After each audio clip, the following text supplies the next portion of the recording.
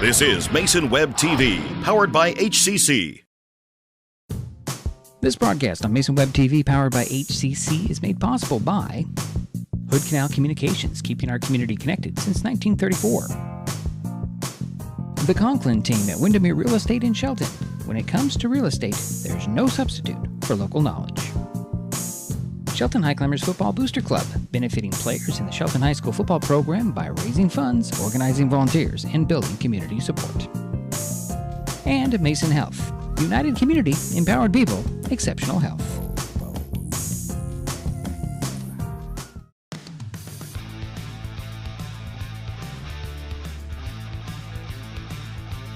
Good evening and welcome to Jack Stark Field at Highclimber Stadium on the campus of Shelton High School in Shelton, Washington. Tonight, Mason Web TV, powered by HCC, continues coverage of Evergreen Conference football as the Shelton Highclimbers host the Black Hills Wolves. My name is Dedrick, Allan, and Gerry will be joining me later in the broadcast. Both teams are coming off losses last week. Shelton was blanked at Tumwater 58-0, while Black Hills was shut out by Prairie 50-0, also on the road. Both teams have also dropped their last two games. The Highclimbers are 2-4 on the season, 2-2 in EVCO play. The Wolves are 1-5 overall, 1-2 in the conference. Shelton's wins were over Centralia and Rochester. The Climbers' losses were to the previously mentioned Tumwater, WF West, White River, and Gig Harbor.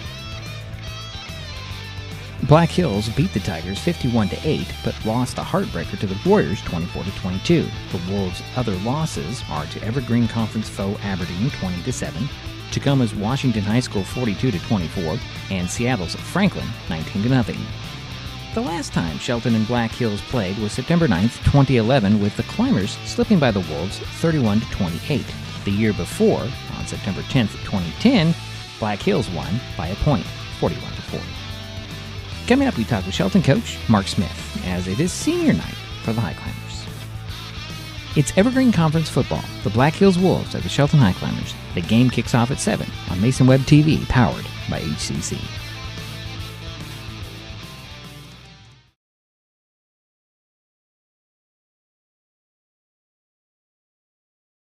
Hood Canal Communications keeps our community connected.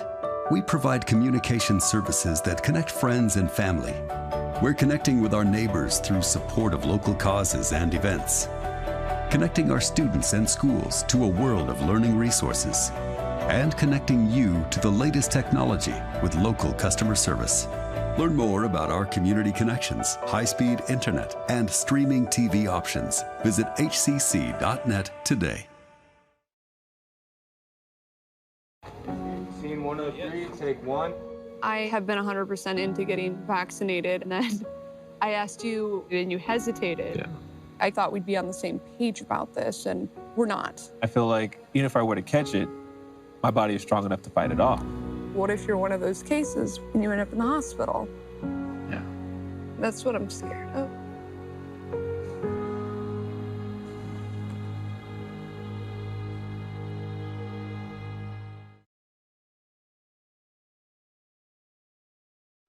Mason Web TV, powered by HCC, is the only source for live high school sports broadcasts in Mason County. Join us every week this school year for another exciting game. If you want to be part of future broadcasts, contact Mason Web TV right now and become a community broadcast partner. A simple phone call, text, or email can put you in the next broadcast on Mason Web TV, powered by HCC.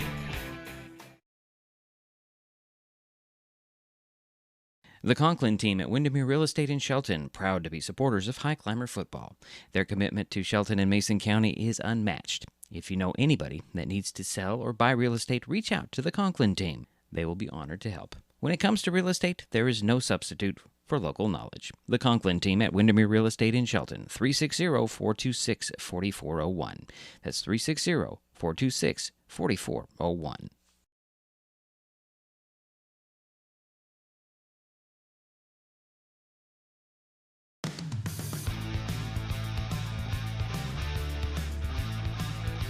Welcome back to Jack Stark Field at Highclimber Stadium. Dedrick Allan here, and it is now time to talk with the coach. Wednesday, I had a phone conversation with Shelton football coach Mark Smith. Tough go last week at Tumwater, but you made the best that you could out of what you had. Tell me what you thought of how your guys did against a really good football team. Yeah, I was just happy that our program could get into that game. Some programs might have canceled that game. Some people might, have used COVID as an excuse, that type of deal. We showed up, and our kids played as hard as they could, and we tried to put them in a position to where we could be successful. Obviously, that didn't work. But we came out of the game healthy. We had a game plan, and we tried to execute that game plan. I don't think the ball got ran right down our throats on defense. The ball mostly went to the outside or in the pass game. So, their trap, their lead play, I thought we did a good job against those two things. Obviously their sweep outside, and their pass game got us. But it's tough when you have to defend that many athletes and, the whole entire field. It makes it tough when you're shorthanded. Offensively, I was a little disappointed we couldn't run the ball better, especially in our hammer package. I really thought we were going to be able to, move the ball a little bit there, and we really struggled with that. Obviously, I think we threw one pass in the game. So we knew we were going to struggle there. We didn't have any wide receivers, and we didn't have a quarterback, so that made it rough. Let's talk about this week. You got Black Hills coming in. What do you expect out of the Wolves? So when I watch Black Hills, I see a team that's been really unfortunate, a team that's had a lot of bad luck. And I'm one of those firm believers is you make your own luck. But they realistically could be sitting here at 3 wins in the league and be in a position to be in the driver's seat for a playoff position. In the Rochester game that they lost 24-22, they turned the ball over. They were up 22-16,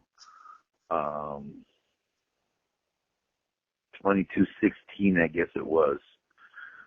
And late in the game, and they had a turnover inside their 25-yard line, and Black Hills capitalized on it, tied it. It was that pouring down rain game. Mm-hmm. So they didn't kick the extra point. They went for 2 and got it. And they ended up losing 24-22. They also had a kickoff return in that game called back for a touchdown because of a penalty. So, if a couple things there could have gone the other way, they win that ball game. And then in the Aberdeen game, which they lost 20-7, they had a kickoff return for a touchdown there. They got called back by a penalty in Aberdeen. And then they had it 2nd and goal from the 1, and they fumbled the snap, and Aberdeen recovered it. So those are some scoring opportunities in the game that they really could have capitalized on and possibly could have won those 2 games. They have a quarterback that's young, but in his last 3 games, he's averaging about 125 yards a game throwing the ball. He's got a couple receivers out there that he can throw the ball to. 4 is a slot wide out, does a good job. I think his last name's Ellison.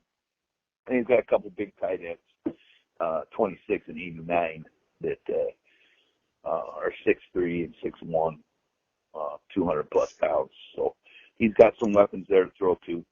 32 is a running back, and he's averaged over 100 yards a game in the last 3 games. And so they've got some weapons there on offense that they can do some things with. So, we have to make sure that we don't give up the explosive play on defense. We have to make sure that we make them drive the ball and, maybe some of that's penalties, some of those undisciplined. So we can get the ball. They turned the ball over a little bit. Turned the ball over 6 times in the last 3 weeks.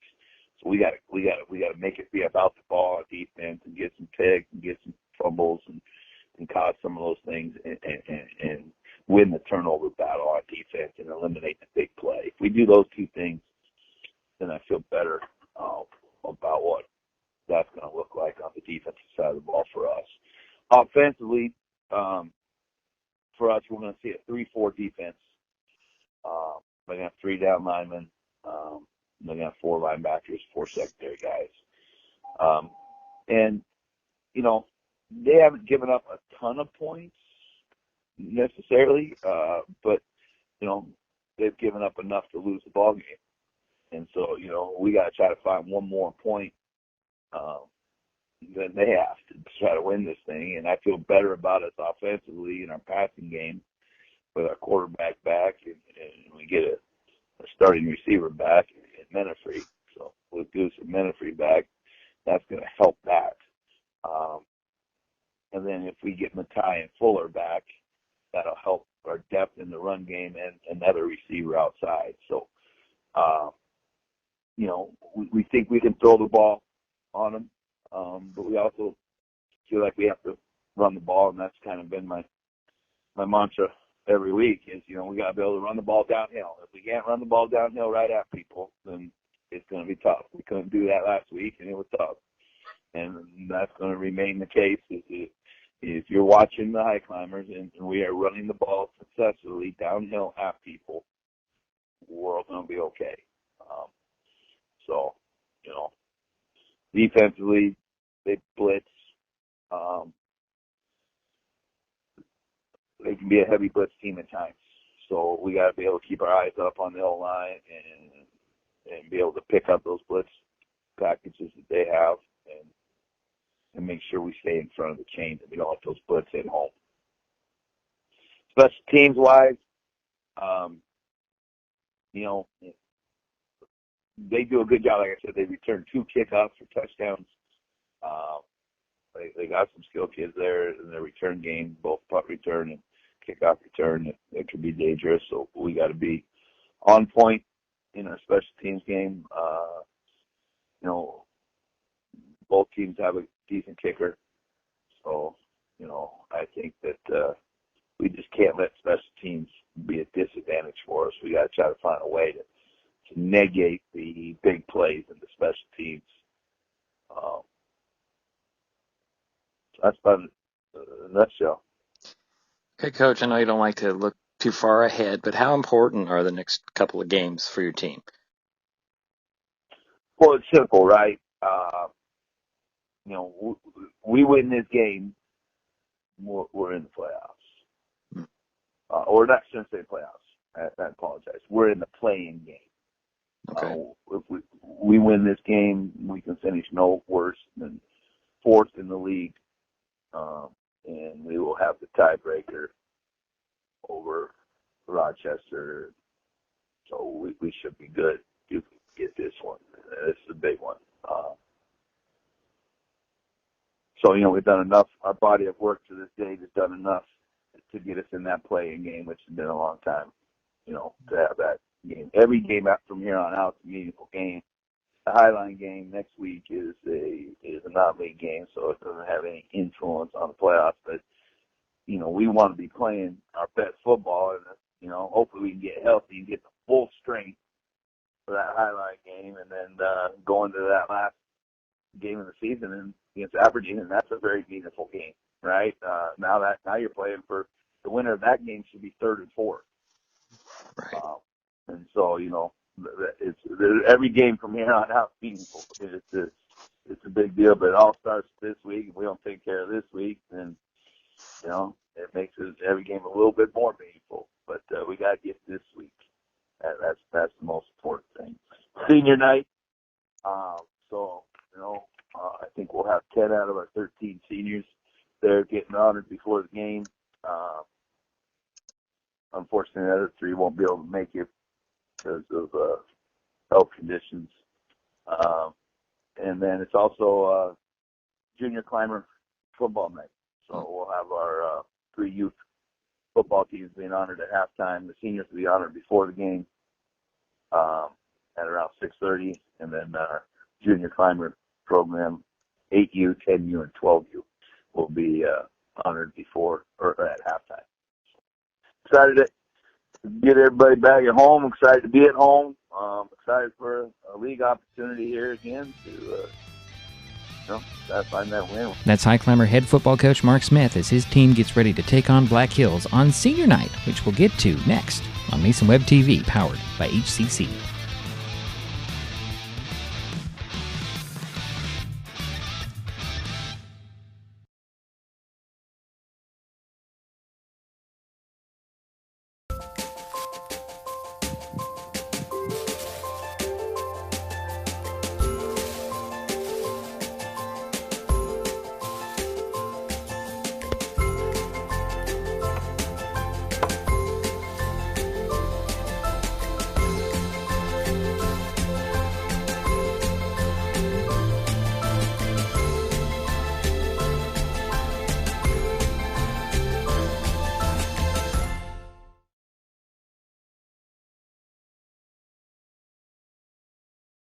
This changes everything.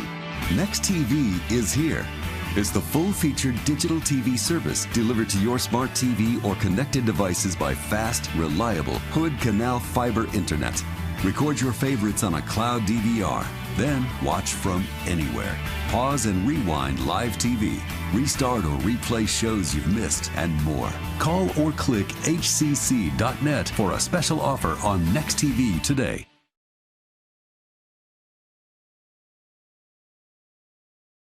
Mason Health is partnering with Curative to provide no-cost shallow nasal COVID-19 testing. A testing kiosk is located outside 237 Professional Way in Shelton. Kiosk hours are 8 a.m. to 2 p.m. weekdays. Testing is available by walk-up or appointment. Test results are delivered electronically within 24 to 48 hours. Schedule an appointment at curative.com. You can find a link in the upper left-hand corner of masonwebtv.com. If you have any questions about COVID-19, symptoms, vaccines, or testing, please contact your provider's office.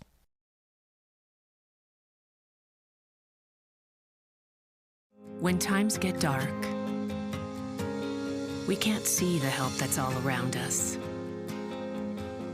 Let 211 be your guiding light for help with food, healthcare, and other resources. 211, how can I help you? Call 211 or visit 211.org. 211, get connected, get help.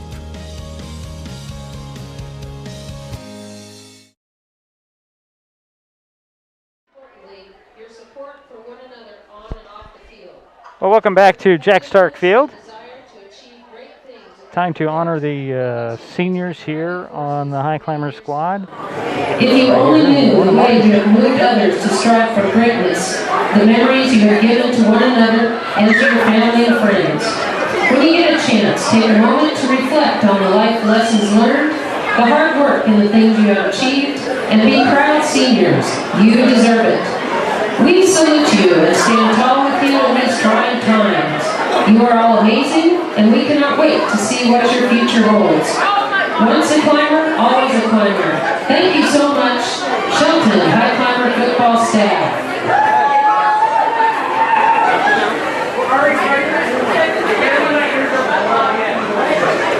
All right, so here we go. Introductions of our senior football players. First of all, number 2, senior Jude Sofsky. Jude is accompanied by his grandmother, Terry Eliason, and Jude plans to save for a year and travel. Our next senior, number 4, Tyrell Stewart. He's accompanied by his guardian, Ashley Peterson. Tyrell plans to pursue college athletics. Our next senior is number 7, Matara Leeson. Matara is escorted by his mother, Jody Maxfield, his sister, Tiana, Uncle Sean, and Aunt Tasha. Matara plans to pursue college athletics. Our next senior is number 21, Jacob Richards.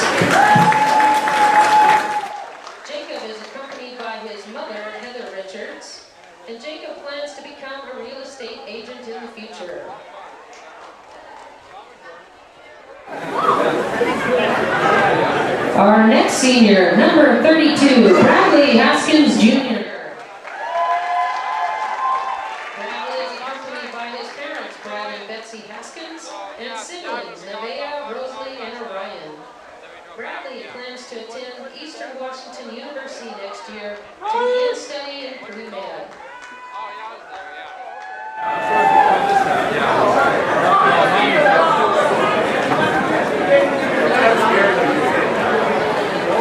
Our next senior tonight is number 44, Ryan Michaels.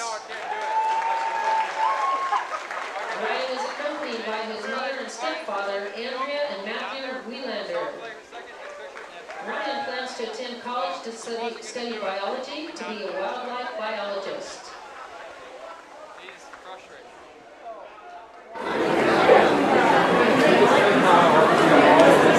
Our next senior, number 57, Jack Clements.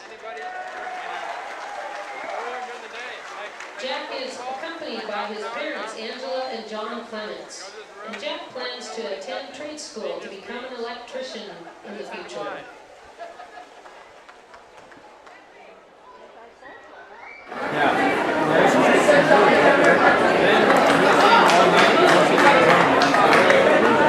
Our next senior is number 69, Jaden Elliott.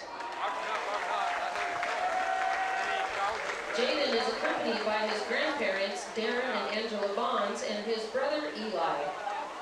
Jaden plans to attend college and become a wildfire firefighter.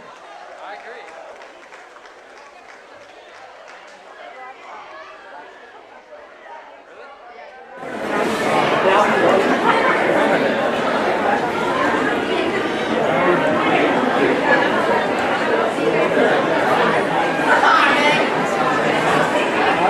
Our next senior is number 88, Colby Smith.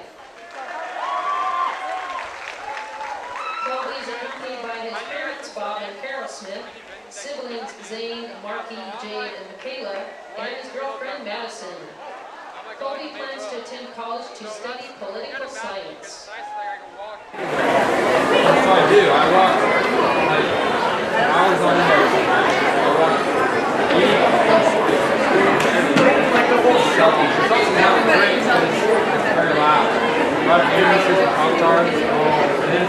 Our next senior football player, number 94, Jaden Ryder. Jaden is accompanied by his mother, Christy Weiser, his father and stepmother, Nick and Shalise Ryder. Jaden plans to become an EMT and firefighter in the future.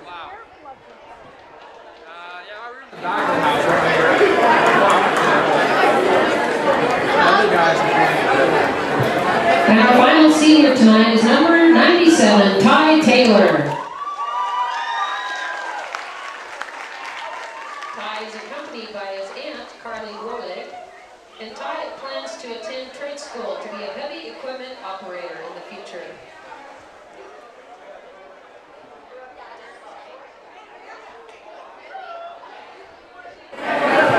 And we also have two seniors that were unable to attend tonight, number 16, Dominic Dixon, and number 77, John Michael Escobedo.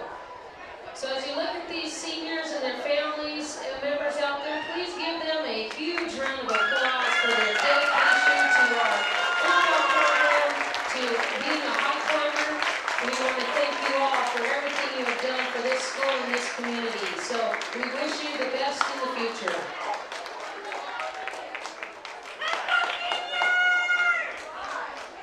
All right, thank you, seniors. Thank you, families. You guys are awesome.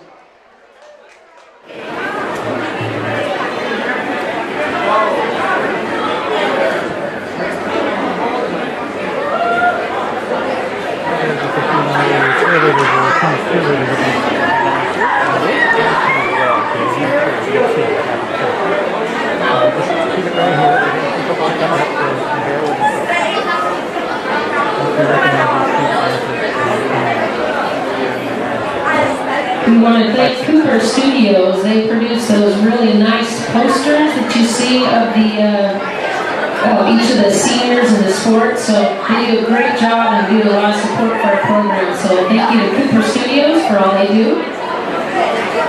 And now it's time to introduce our 2021 senior cheerleaders. Senior parents, we congratulate you and your daughter and thank you for your many sacrifices to provide your daughter the opportunity to participate in the High Climber Cheer program. Senior cheerleaders, we thank you for your commitment to High Climber athletics and your positive representation of Shelton High School, the community of Shelton, and your family. We wish you the best of luck as you move into the next chapter of your life. Ladies and gentlemen, please join me in recognizing our 2021 Shelton High Climber senior cheerleaders and parents. Our first senior is Marissa. Marissa is accompanied by her parents Monica and Jeremy Deemer, and Marissa plans to attend college to become a CRNA.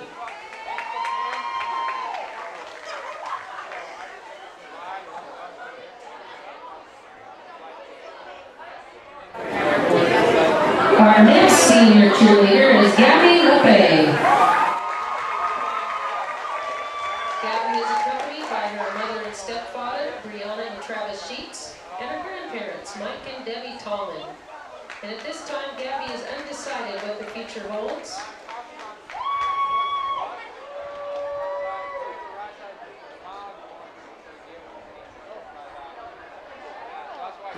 Our next senior cheerleader is Chandler Nichols. Chandler is accompanied by her mother, Fawn Gooley, and sister, Lovey.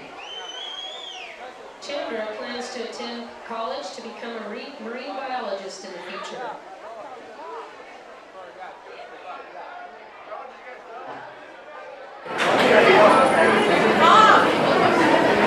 Our next senior cheerleader is Ripley Ramos. Ripley is accompanied by her parents, Crystal and Tyler Ramos, and her sister, Ocean. Ripley plans to attend Berklee College of Music in Boston in the future.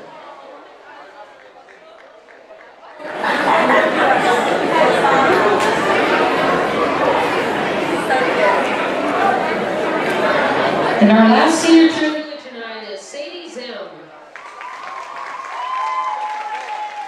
Sadie is accompanied by her mother, Christy Zim, grandparents, Dan and Chris Zim, grandparents, Amy and John Williams, Aunt Jenna, and Uncle Alex.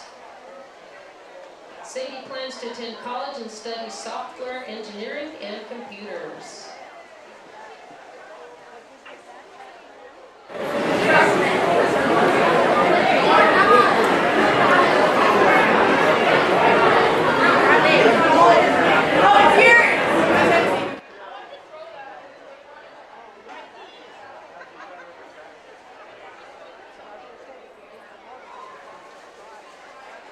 All right. That's our seniors. Those are our seniors here tonight. Always fun to see them, and very emotional for some. Yes, it is. You know, and we see a lot of a good turnout from the families. And it's not just about football, although that's why we're here, Gerry. Let's talk about football. Last week, short-handed high climber team headed to Tumwater, didn't come up really great. They're kind of short-handed, and they kind of looked that way. They didn't really manage a whole lot of offense, and well, against a really, really good team. And Gerry, your thoughts on what we can expect tonight against Black Hills? Well, I think it's going to be obviously it's going to be a lot closer game tonight. I think it could go either way. We do have 9 of the 13 players back. Is that correct? That was what it was on Wednesday. I think a couple more have been able to clear the protocol, the COVID protocol, because the COVID. These are not COVID positives. These are contact, close contacts. And so, precaution, isolate, quarantine, test, and there were 13 players. And when I talked to the coach on Wednesday, he said he didn't expect a couple of players to be back. And we heard them tonight in the starting line. Escobedo, Fuller was in there. Was he not? I don't think he was. No, I don't think. Well, we'll see what happens when he comes out onto the field for for the football game, and we're a few minutes away from that. We do have our quarterback back, right? Mason Goose, and I think you're going to see a lot of running tonight. I predict a lot of running tonight from Ellerton. I think he's going to be your featured back tonight for the Highclimbers. Okay. My prediction. And I think tonight you're going to see the offense, of course, open back up, and we'll see a mixture of passing and running. Well, we just have to wait to see what happens on the field, because Coach told me he thinks that they can pass on Black Hills. That's what he said.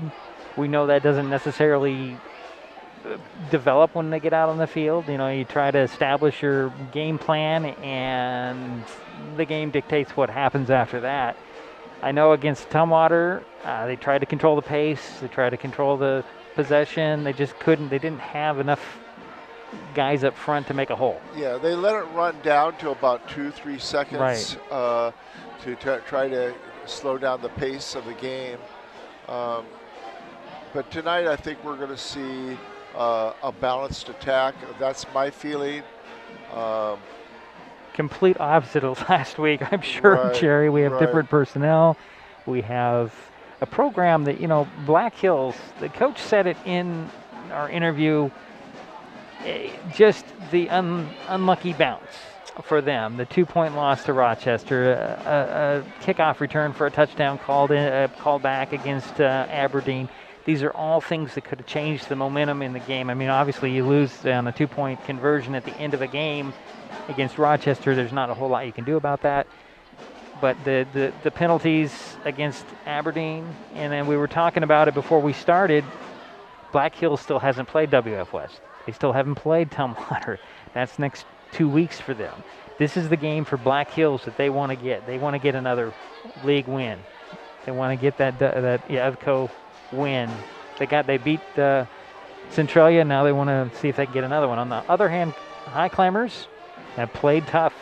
And I think if, you know, depending on how Shelton plays tonight, if they do well, I think then they have a real good chance in their last game against Aberdeen, which will be an away game. Right. Matter of fact, they have 2 away games. Right. We have 2 away games the next 2 weeks for the Highclimbers. One's non-conference, all the way up in Gerry against Highline. We're going to be up there. We'll work those details out between me and Gerry. And then it's the Aberdeen to wrap up the season, and that's becoming quite a rivalry, isn't it, Gerry, the Aberdeen-Shelton connection? Yeah, I look forward to going down to Aberdeen because that's where I went to high school, right, and to community college, and it'll bring back a lot of great memories. And he was mayor. yeah. Being on the city council for a while when I was in my 20s. Yes, it does bring back a lot of great memories. Well, we'll get to that. That's 2 weeks from tonight. We still got Black Hills ahead of us, and we'll get to the coin toss and the kickoff and a whole lot more here at Jack Stark Field, Highclimber Stadium. More on the way. We'll be back.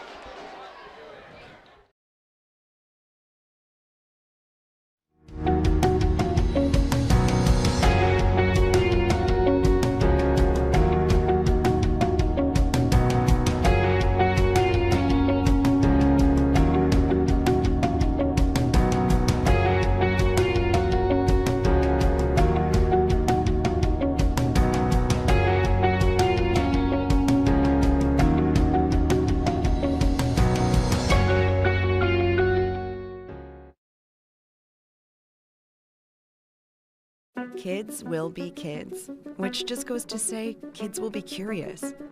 They get into everything. If there's a loaded firearm in the house, they could get their hands on that too. Keeping firearms locked, unloaded, and stored separately from ammunition in a place inaccessible to kids can help keep your loved ones safe from family fire. Safe gun storage saves lives.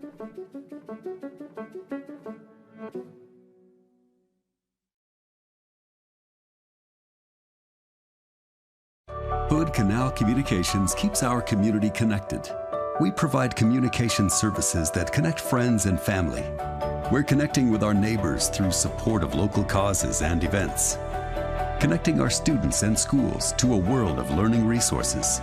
and connecting you to the latest technology with local customer service.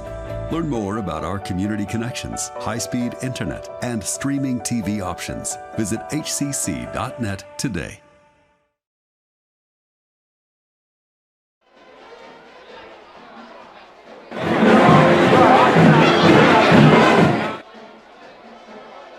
And we're back at Highclimbers Stadium, Jack Stark Field, waiting for the Highclimbers to take the field again. Black Hills looks ready, Gerry, across the way from us. And it's one of those times when, you know, if you're on the field and you're the visiting team, it's senior night, you're anxious to play, and you got to wait, you know, although we do have a minute on the clock back there. So it's just one of those things. You want to get things going if you're a visiting team. We just want to play. We want to get on the field. We want to go. Highclimbers still in the locker room. I kind of question, I don't know what your thoughts are on this. It's great to have a senior night. I mean, it's just fantastic to reward all these student athletes. But I wonder if these players are warmed up and ready to go. That's a good question. I'd imagine they are. Okay. I never thought about it, actually. I mean, they're back in the locker room, and they're going to come running out, so they'll be warm for that. That helps, yeah. Yeah.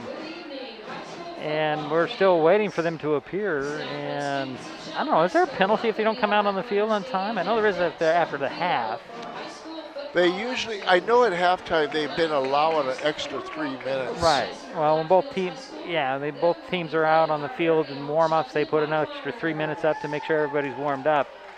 I'm not really sure about the beginning of the game. I kind of think they'd let things go. I think they would. And Coach Smith is out there. He's ready to go. Yeah. Waiting for his team to come out. And the other thing that we mentioned, we were going to be also recognizing the junior climber program.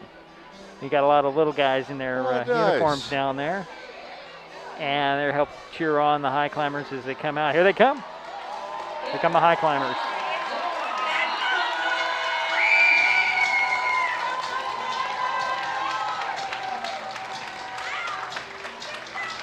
Little late, but we're ready to go. I think everybody's pretty warm there, waving the flags and ready to get this thing underway.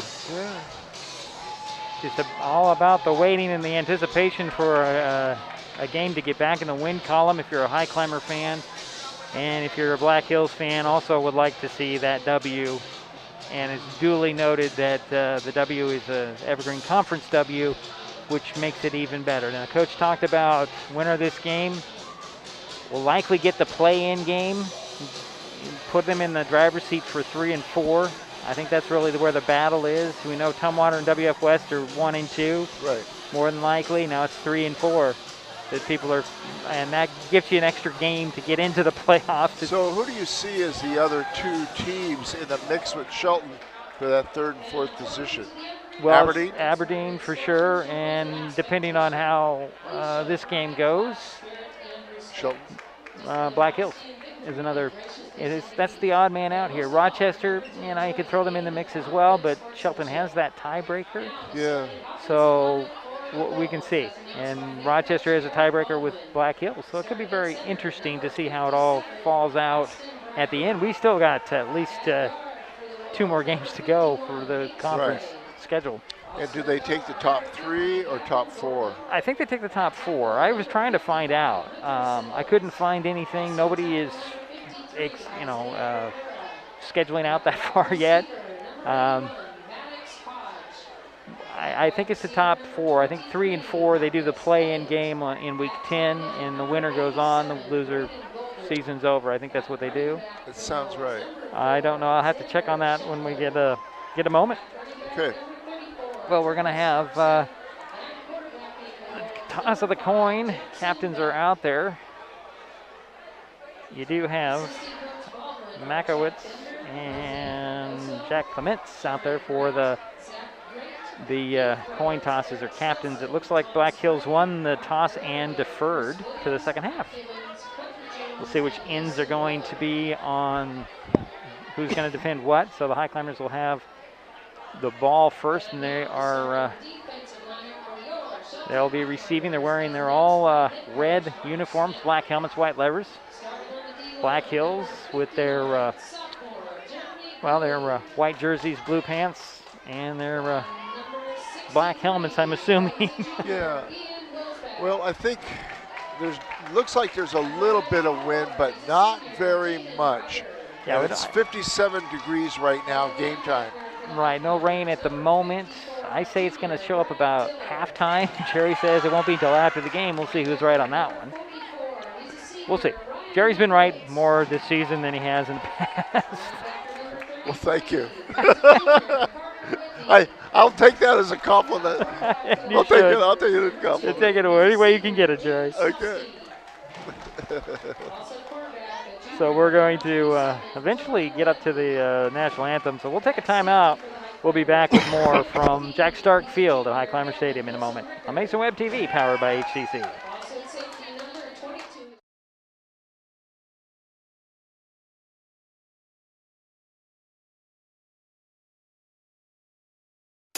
Mason Web TV, powered by HCC, is the only source for live high school sports broadcasts in Mason County. Join us every week this school year for another exciting game. If you want to be part of future broadcasts, contact Mason Web TV right now and become a community broadcast partner. A simple phone call, text, or email can put you in the next broadcast on Mason Web TV, powered by HCC.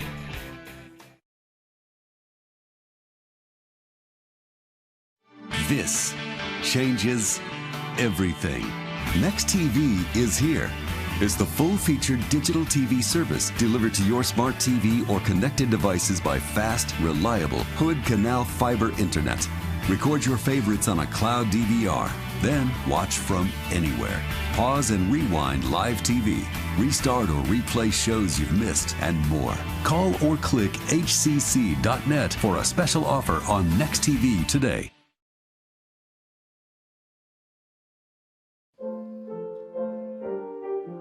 Hello everyone, I'm Father Dwayne and this is St. David of Wales Episcopal Church in Shelton. I'm glad that you're seeing us right here, right now, but please tune in on Sunday mornings at 10:30 for a live stream service. I certainly welcome you to join together with us for worship.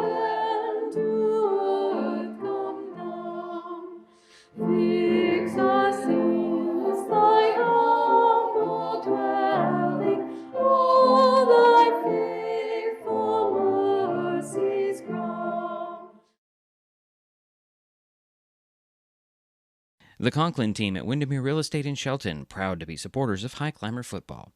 Their commitment to Shelton and Mason County is unmatched. If you know anybody that needs to sell or buy real estate, reach out to the Conklin team. They will be honored to help. When it comes to real estate, there is no substitute for local knowledge. The Conklin team at Windermere Real Estate in Shelton, 360-426-4401.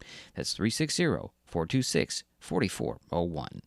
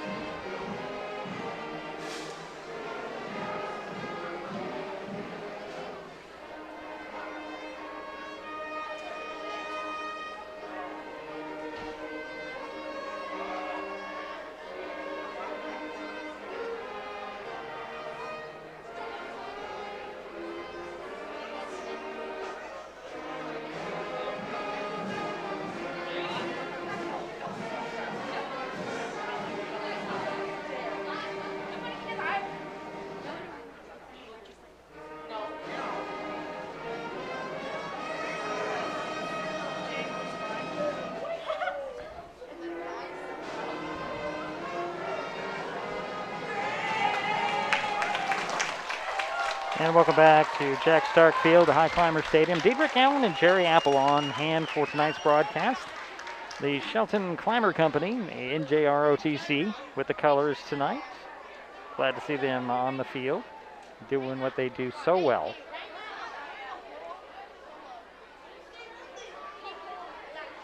We're about ready to get some football underway. The High Climbers will be receiving the opening kickoff for this ball game.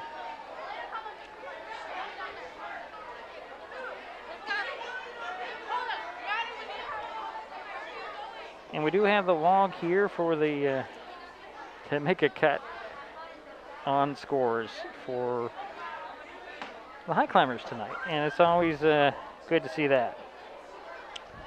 I think that chainsaw is going to be working pretty well tonight. Be fired up quite often, I believe. We're still waiting for the colors to retire here.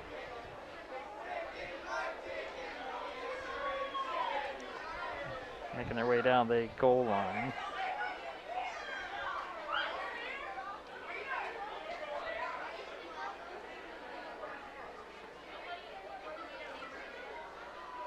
And Gerry, are you ready for some football?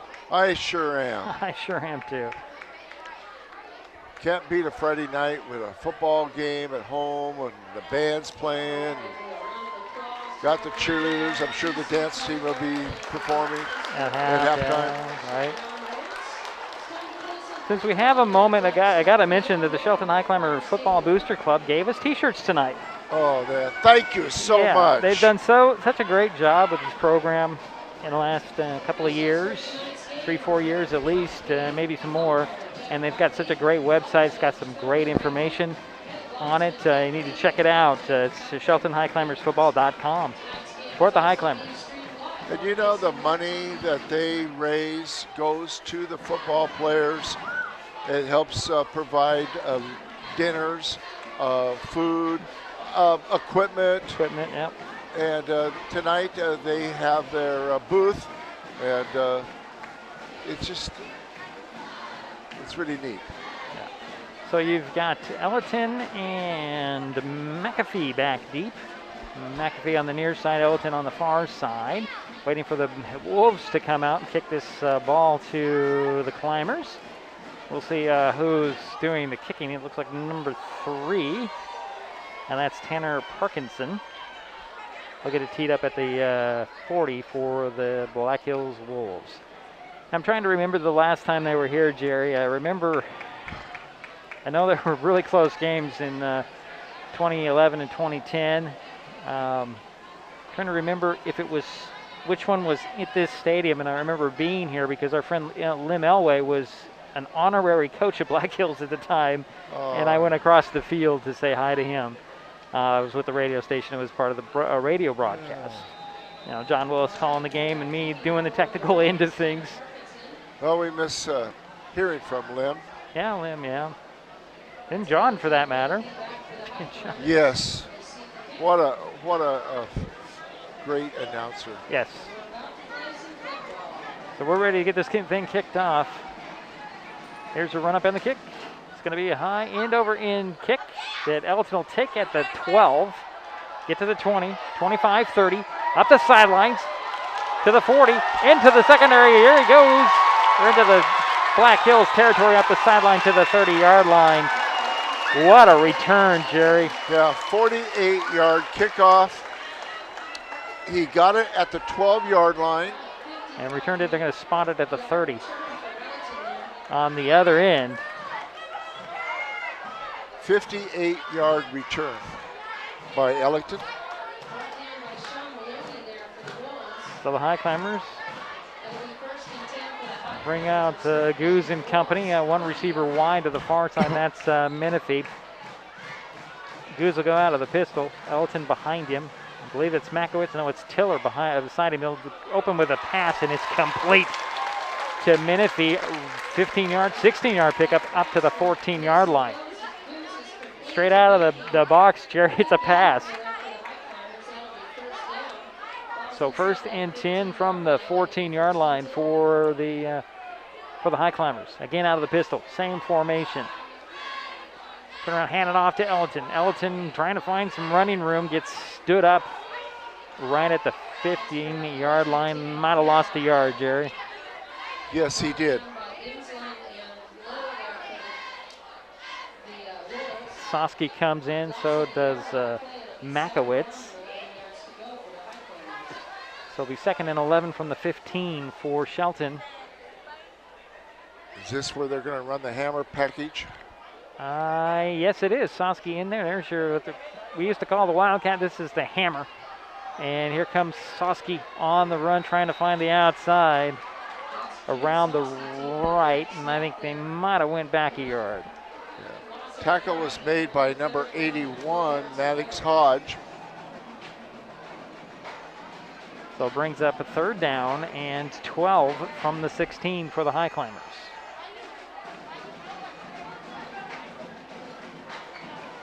Again out of the hammer package. Soski gets a snap. Reverses the handoff to Ellerton. Ellerton dives inside the 15 to about the 13-yard line. Now give him 4 on the play. I will. Gerry. Thank you. Was that 4th down and 8 coming?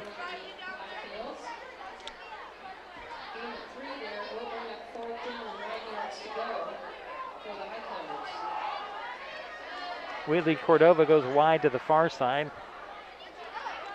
It will be Menifee in the slot on the far side. Dudley will be split wide to the near side. Out of the gun will go Goose. And back to pass goes Goose. He'll throw for the end zone. Got a guy there and just overthrew him, but there's a flag in the end zone, Gerry. Yep. Pass interference is going to probably be the call. And that was a 4th and 9 is what they're going to call that from the 13. And the penalty will be half the distance, should give them a 1st down. Let's see what the call is. It is on the Wolves.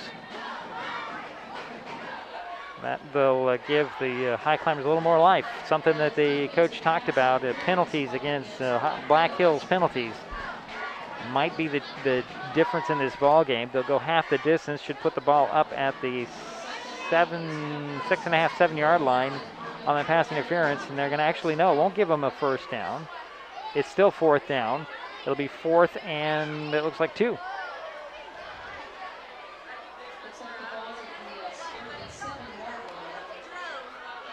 So Goose will go out of the gun. So it's like the same formation. Dudley to the near side. Cordova and Menifee to the far side. Ellerton in the backfield with Goose. Dudley goes in motion, handed off to Ellerton. Oh, busting in there with a big play. Number 86 for Black Hills, and I do not have an 86, Gerry. No, we don't. That's interesting. Who was the runner on that? That was Ellerton. So over on downs, the ball will go to Black Hills. Their first possession of the ball game, starting out on the 11-yard line. The 1st and 10.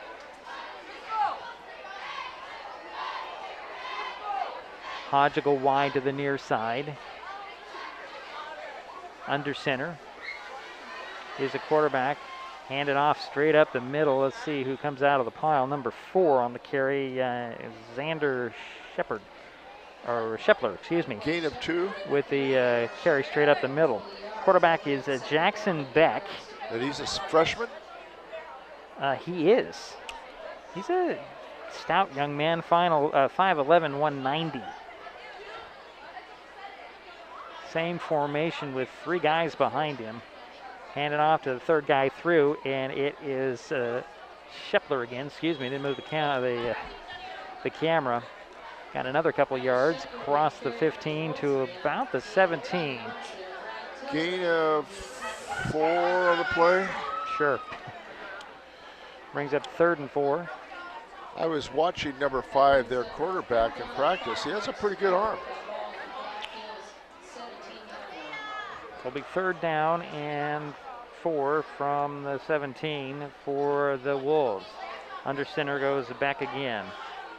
He'll pitch it this time, and this will go to 12. I don't have a 12 on my sheet either, and he's stopped short. I don't know, Gerry. I got this straight from the school today. Yeah. You had that big sheet. Yeah, let me look at that. Yeah, let's see if there's any different. I don't think so.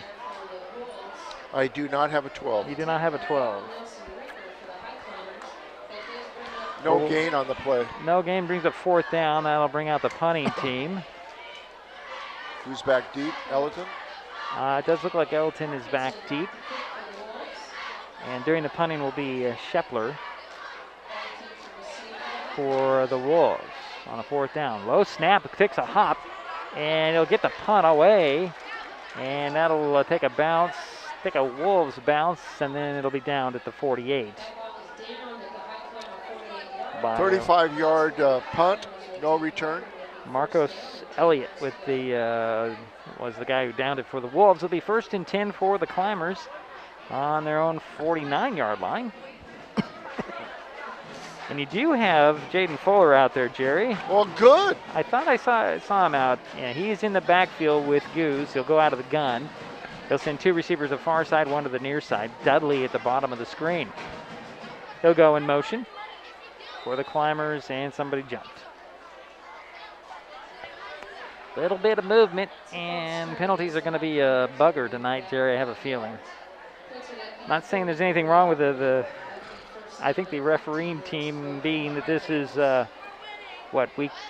This is week 7. 6. 6. Yeah, okay, yeah. Well, the referees have got their time on the field as well. So it brings up 1st and 15, ball back at the 43. Back to pass goes Goose. He'll tuck it under, and he'll cut reverse direction and nowhere to run. He did manage to get 3 yards. Cross to 45 to the 47. It'll bring up 2nd down, about 11.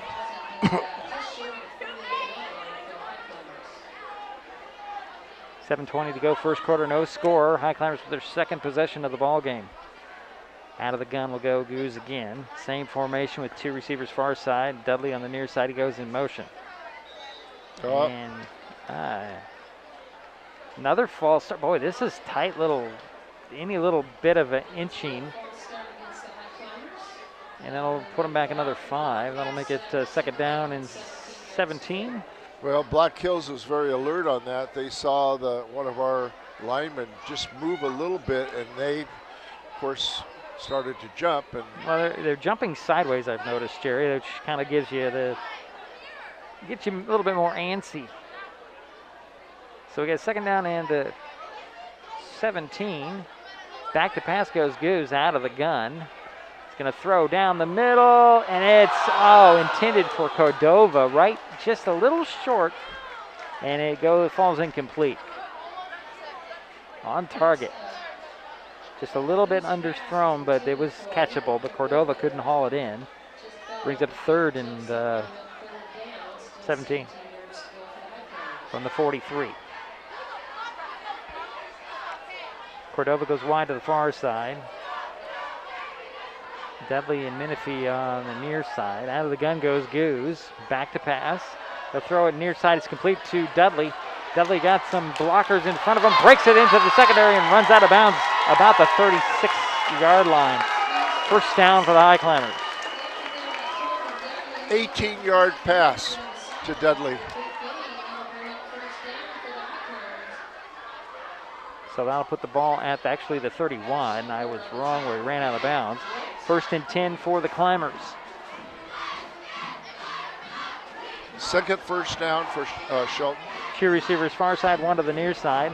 Fuller the back beside Goose. He's going to decide to run with it, and he'll run out of bounds inside the 30. And no one to throw it to. And he got 3 yards, Jerry. Yeah. Spot the ball at actually 4 yards. It'll put it up at the 28. 3 yards. I was right the first time. I think 3 yards, Joe. I'm looking too far at the near side guy. All right. So out of the gun will go Goose again.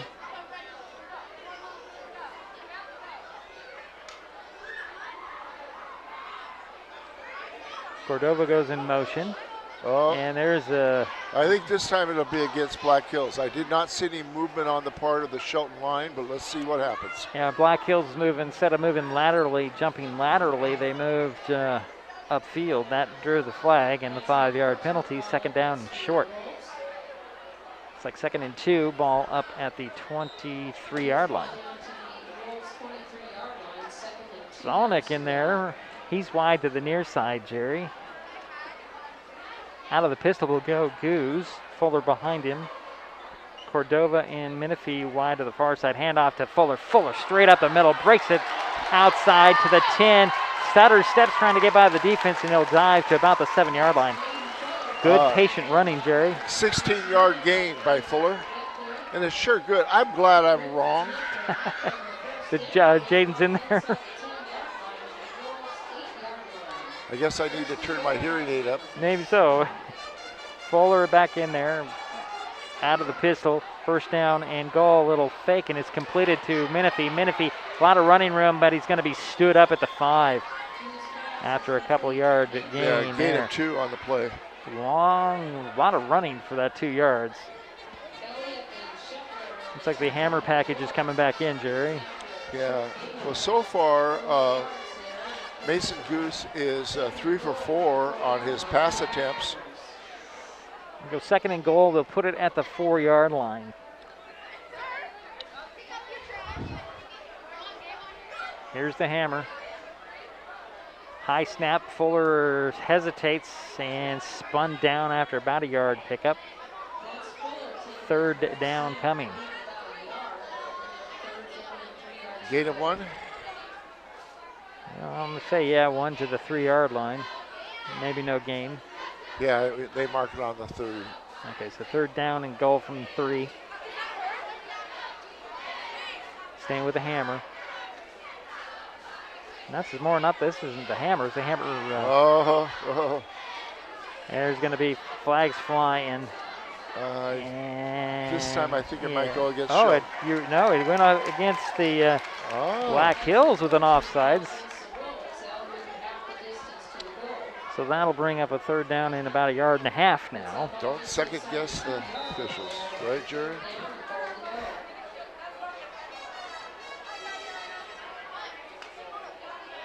So Fuller and Makowitz, and it's going to be a direct snap in the middle. I think that's going to be Tiller with the direct snap. In for the touchdown. Yep, it is a touchdown. And who do we give that to? I thought it was Tiller. It is. It is going to be Bradley Tiller with the TD. And the Highclimbers score first. So that was a 2-yard touchdown run by Bradley Tiller. Looks like the Climbers are going to go for 2 here. Same formation. Fuller gets the snap, hands it off to Elton. Elton stutter steps and dives into for the 2. So make it 8-0 early on. And we cut some wood early for the Highclimbers as they score first. 5:13 to go, first quarter.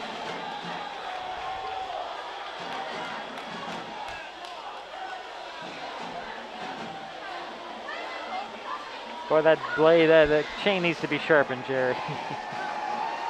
So the Highclimbers score first. It's 8-0. We'll be right back.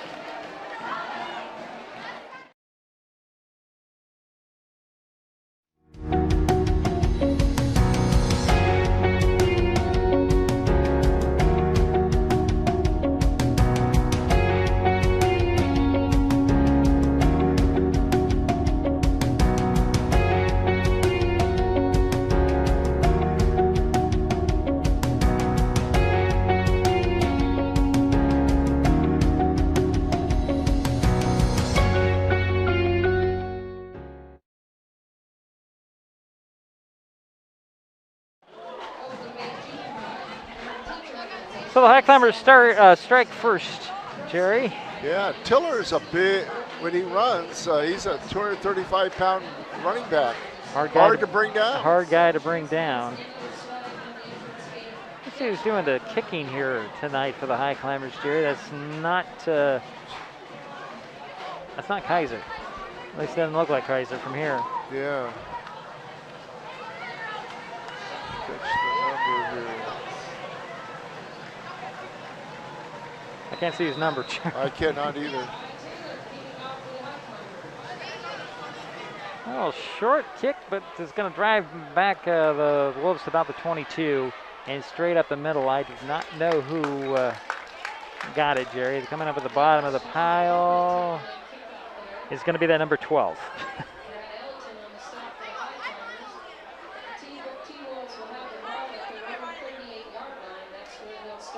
I think who did the kickoff was Ty Taylor for the Highclimbers. Okay. So 1st and 10 for Black Hills on their own 38-yard line, trailing 8-0.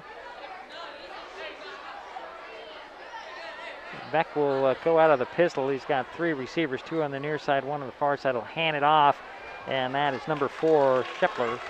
Nowhere to go. Bottled up by Highclimbers. First guy there is going to be Blaze Andrews. So 2nd and 10 coming.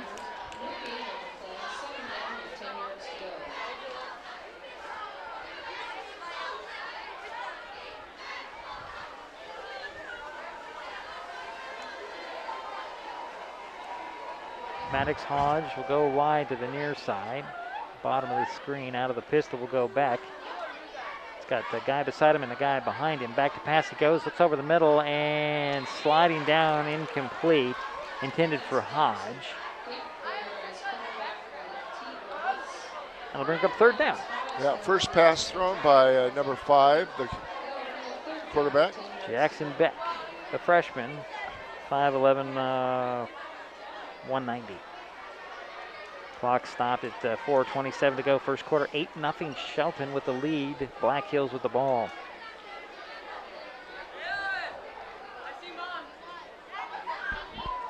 Wolves taking their time. Beckleson, 2 receivers to the near side. 1 to the far side. Highclimbers are showing blitz. Back to pass goes Beck. Under pressure, he's flushed out of the pocket. He'll tuck it down and try to run. Caught by Makowitz at the 31. And a loss. We're going to put him at the 32, so a loss of... loss of about 7? 7, 6? Yeah, 6, 7, yeah. Brings up 4th down and 17. And Shepler back into punt. Or is it not Shepler? Actually, that's Parkinson to do the punting. Highclimbers nearly got to him, but there was a bad snap. Wait a minute, I'm wrong. What number is back there? High, nice spiraling kick. And Elton will call for a fair catch at the 36. Actually, it was Parkinson, okay. 32-yard punt, no return. You know, Shelton's getting pretty close to blocking that. Yep, they're gonna, we'll see what happens throughout the game. Yeah. 1st and 10 for the Climbers on their own 36.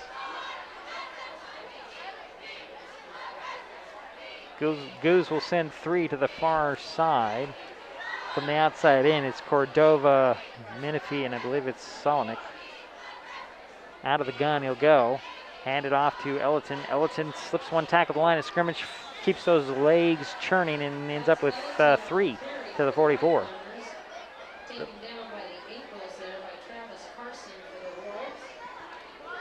Clock continues to run, 3:20, first quarter, 8-0. Shelton on top with the ball.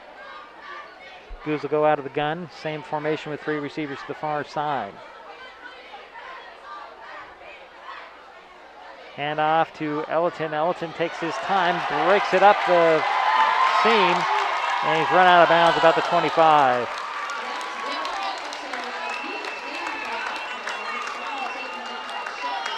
Call at the 23. That ball was on the 33 of Shelton? Yes. So 1st and 10 for the Climbers on the Black Hills 23. Again, out of the gun goes Goose with that 3 receiver far side set. Fake the handoff to Fuller. Goose is going to dump it off, and it's incomplete. I think that's going to be intended for who? Makowitz? I don't know who that was intended for. It's an incomplete pass. I didn't see a receiver in the area, Jerry. That last run by Ellerton was a 44-yard run. 2nd and 10 from the 23. Three receiver set again. Far side. Fake the handoff and a quick dump off to Menifee. Menifee catches it and is dropped by Marcus Elliott after maybe a yard gain. Brings up 3rd and 9.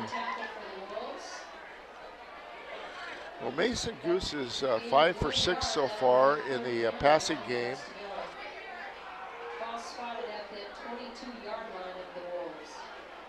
Cordova the wide out. Menifee in the slot. Solonic far side. Fuller in the backfield. Cordova goes in motion. And the Wolves are jumping again.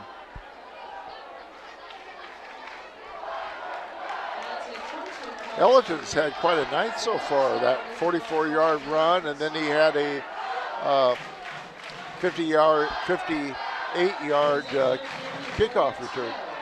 Make it 3rd down and 4 from the 18 now for the Climbers. Out of the pistol goes Goose, handed off to Fuller. Fuller bottled up right after the handoff. I don't even think he got back to the line of scrimmage, Gerry. I don't think he did. Yeah, he lost 2. 2. And I put it back at the 19. Now that'll make it a 1-yard loss. It's back at the 18. Okay. Be 4th and about 5. Cordova back in motion. Goose back to pass. He'll stand in there and throw for the end zone. Oh, and it's intercepted? I don't think so. No, but he was out of bounds. The He was referee out of saying bounds. that it was out of bounds, but a good play by Tanner Parkinson either way. That brings up 4th down. Now it brings up, actually, that was 4th down, wasn't it? Now it's going to go over on downs back to the Wolves. And they have to have both feet in, right? 1 foot. One foot. Oh, okay, so it was close. I think he was bobbling it, and that was probably the reason that they called it incomplete out of bounds. Minute 22 to go, first quarter. 8-0 is our score. Shelton with the early lead. Black Hills gets the ball back on their own 18-yard line. See if they can dial up this time. Leininger goes wide to the near side. Back under center. Turns around, hands it off. Nope. Happy handed it off and nowhere to run. And I can't even see who the runner was. Is that number 12? Number 12. Loss of 1 on the play.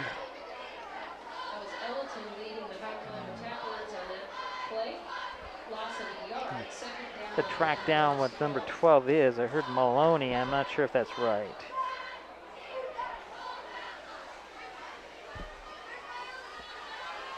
The I formation this time for back and Highclimbers come around on the hard count.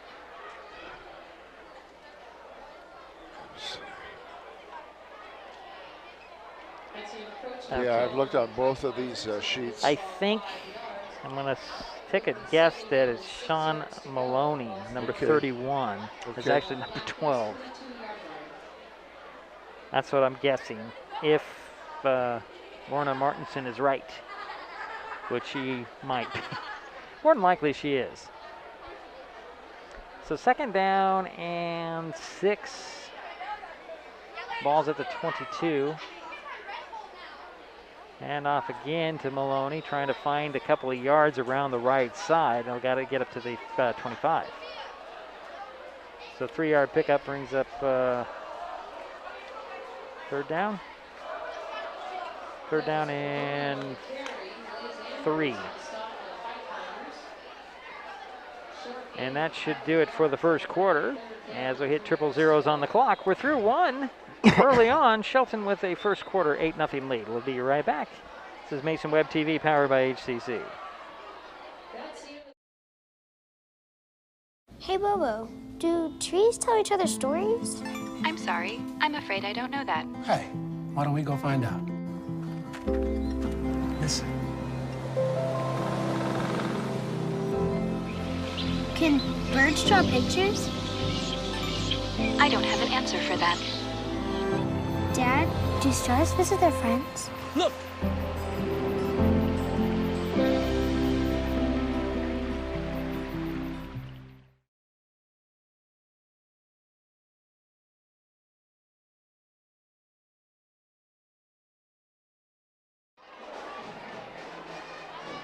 We're back at Jack Stark Field.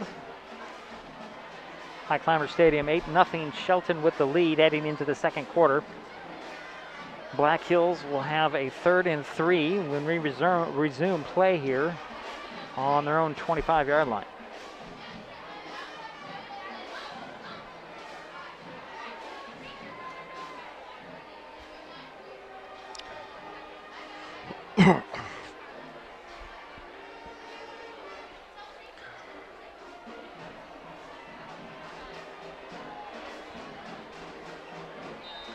So here we go with a 3rd down.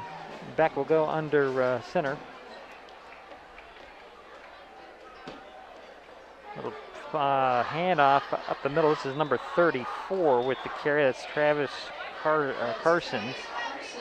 And he came up got about 1.5 yards, Jerry. Okay. About a yard short of 4th and 1.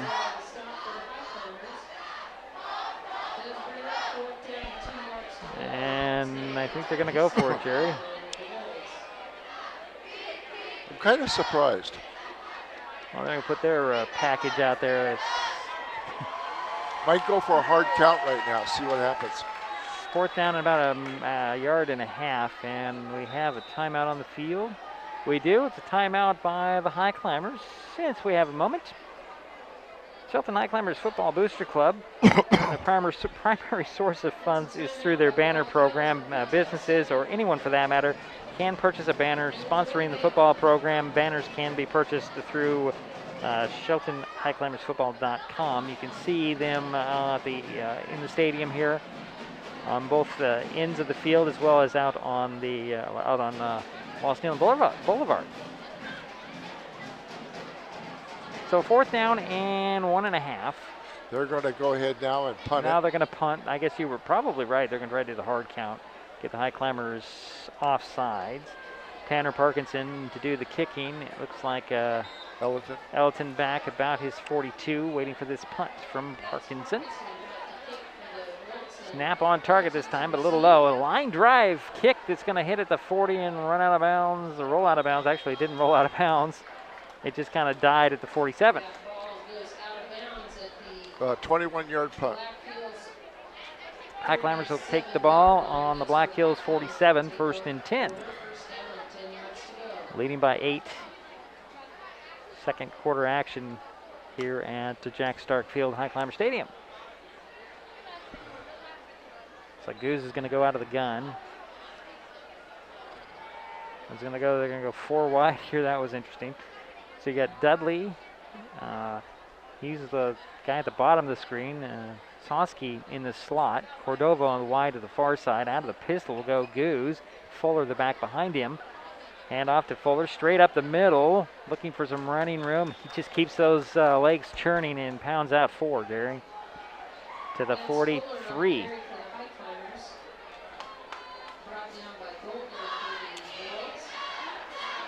Second down and 6 coming for the Climbers. Shelton's had a pretty balanced attack tonight. They've thrown 7 times.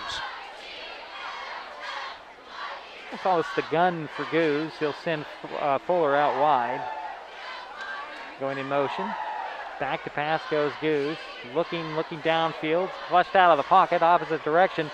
Going to run and have to hold up about the 42. So a yard pickup there, Jerry, and brings up 3rd down and 5. Yep. Good coverage for the Wolves in the secondary. 10:32 to go in the first half. Highclimbers are going to huddle up this time. Menifee goes wide to the far side with Ellerton. Oh, this is the hammer. Soski will hand it off to Ellerton, and there's a whistle before it all started. It's going to be a false start on the Climbers. Brings up 3rd and 10.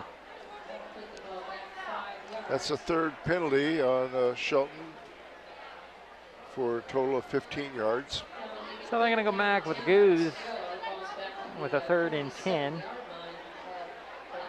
And the hammer will go out. I haven't seen number 10 yet, Dante Tricott. I don't believe he's made I think he's one of those. Yeah, I think you're right. Ill players. Goose will go out of the gun. That'll go in motion. Back to pass goes Mason. He's going to flush out, and he's going to be spun out of bounds for a loss on the play. Carson Lowe is the guy who spin him out of bounds, and a loss of 2 on the play. It'll be 4th and 12. Offense stays out there. Actually, no. It's going to be Mason Goose doing the kicking. 2 guys deep for the Wolves, back about the 20. Goose boots it, and it'll be picked up at the 18. And this is Shepler returning it to about the 35. 34-yard punt by Mason Goose.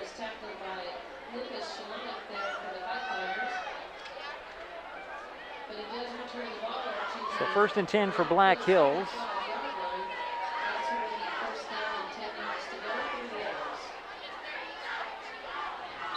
.13 remaining in the first half. 8-0, the High Climbers with the lead. Black Hills with the ball. This is Evergreen Conference football. Critical game for both teams here. Max Johnson goes wide to the far side for Beck and company. He'll go under center out of the eye. Little play action. Beck, I was going to say he was flushed out, but no, he was dropped. 10-yard loss. And what was that? Blaze Andrews just busted in there and just, I don't know what you call that. He just busted past everybody. And a loss of 8. It'll be 2nd and 18 back at you're right. Yeah. Back 8. At the 27. First down marker would be at the 45. That should make it the 20. 27. That was right the first time. Under center goes Beck. He has a receiver on each side. And his running backs are in the I formation. Turn around, hand it off. And nowhere to go is Xander Shepler. Right. Let's see. Jaden Ryder, Soski, a whole bunch of. There was 3 people on the tackle. A bunch of guys. I think also Carter Whitney in there as well. 33? Yeah. So 3rd and 18 for the Wolves at their own 27-yard line. Under center will go Beck. He's got 3 guys behind him in a wide out to the far side. Here comes the blitz. Handoff goes to Max Johnson. Actually, no, it's not. This is Maloney. Maloney almost broke it for the 18 yards, but he got 16. Is that right? He came up 2 yards short. Yeah. Up to the 43. Well, it's 4th and 2. I'm going to think. Well, you haven't really been able to get going. Maybe a fourth down, go for it here at the 4th and 2. Yeah, they're gonna. Well, the last time they lined up, and I think they were going to try and draw everybody off sides. Let's see what happens here. This time they'll snap it. Little play action up the middle, and where's the ball, Jerry? Who's got the ball? It's Maloney on the carry, number 12. He'll get the first down up to the 49. So needed a yard and ended up with about 3 or 4. About 5, I think. Okay. They're 2 yards to 43. Yeah, it actually is going to give them 6. They're going to put it at the 49. All right. Doing the math quickly, maybe I'm wrong. I don't know. It sure looked like more than 3 or 4, but I was looking at the yard markers. Yeah, I think it was 5. With a 5-yard pickup for the first down. I don't know, Jerry. It's been a long night again. I believe that is the first down for Black Hills. And we have a timeout on the field. I didn't see who called the timeout. I believe Black Hills did this time. Black Hills did? All right. The Conklin team at Windermere Real Estate in Shelton, proud to be supporters of High Climber football. Their commitment to Shelton and Mason County is unmatched. If you know anybody that needs to sell or buy real estate, reach out to the Conklin team. They'll be honored to help. When it comes to real estate, there is no substitute for local knowledge. The Conklin team at Windermere Real Estate in Shelton, 360-426-4401. That's 360-426-4401. Now, both teams have one timeout. Taking one timeout or one timeout left? One timeout each. They've taken each, okay. Yeah, they've each taken one timeout. Yeah, okay. I'm sorry. Each one timeout, okay. Yeah, they didn't sound right, did it? No, it was perfectly accurate, Gerry. You needed to add something to it. I needed to add a couple words, yes. First and 10 for the Wolves on their own 49. 7:42 to go in the first half. They're trailing 8-0. Under center goes back. He'll toss, sweep it to Shepler. Shepler looking for running room around the right. Cuts it up the ladder, and he'll get, I think he got 9, Gerry. Or maybe he got 10. Depends on where they're going to spot it down. It looks like he's just a little shy. A little short. Let's give him 9 yards. All right, 2nd and 1 for the Wolves on the Highclimber 42. Quickly up to the line go the Wolves. Under center will go back. I formation, Shepler at the tail of the I. Another toss sweep. Shepler going to the left, and he's trying to find running room. There's a flag on the play, and the Highclimbers snuffed that one out. And it was Ty Taylor with the big loss of, looks like 5 on the play, but there is a flag, and it is a hold on the Wolves. You're going to take that 10 yards, Gerry. Oh, yeah. I would think you take 10 yards, but then again, take the play. Well, it's 3rd down. If you look at where they only have a yard to go if they don't take it. So. Yeah, but it's 10 yards from the spot, so the spot is about where the loss was. So yeah, you're gonna march it back another 10. So that'll put it at the Black Hills 42, and they got to get to the 41 of the Highclimbers. So it's 2nd and 17 for the Wolves. Back under center, back to pass he goes this time. Looks to the far side, lost the ball. Ball is free. Now Highclimbers, no, they almost had it. Blaze Andrews almost came away with it, but they recovered by number 53. Yeah, 53, and that is Isaiah Riviera with the recovery. For Black Hills. For Black Hills, yes. Thank you for clarifying. Ball slips back to the 37, and a loss of 5 on the play. And it'll be 3rd down and 21, it looks like. Gerry? Yeah. Out of the eye will go back. Under center.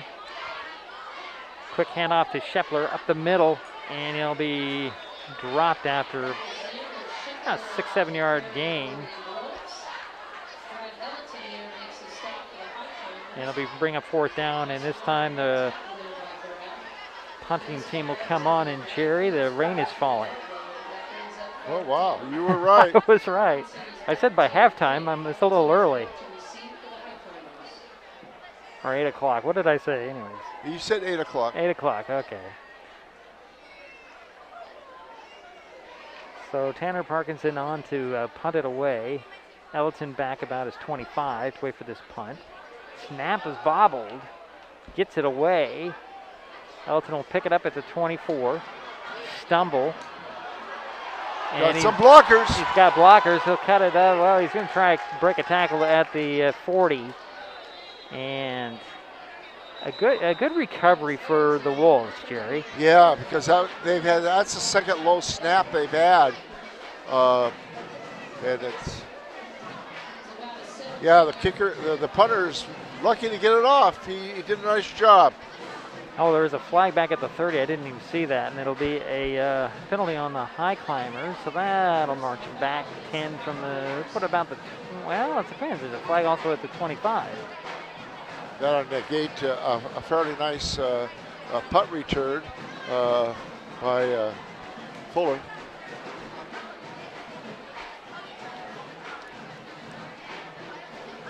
Oh, a hit on the head, helmet-to-helmet contact on the Highclimbers. Ooh, we haven't seen that one called very much. That'll bring it back to the 13-yard line for the Highclimbers, 1st and 10. So that was a 15-yarder. I think that's going to end up to be about half the distance, Gerry, because it was at the 25 they threw the flag. So Goods will go out of the gun. Dudley goes in motion. Back to pass goes Mason. He'll dump it off to Fuller. Fuller is going to be losing some yards back at the 5. Yeah, loss of 8 on the play. Ryan Leninger with the tackle for the loss. Spotted back at the 6. That pass was to who? Fuller? Fuller, yes.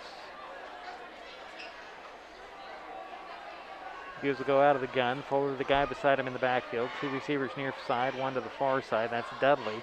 Cordova and Menifee are the wideouts on the near side. Back to pass goes Mason. He got some time. He's going to throw it deep and nearly intercepted, and it falls incomplete. Parkinson with a good defense there, and that'll bring up 3rd down and 16 from the 6-yard line.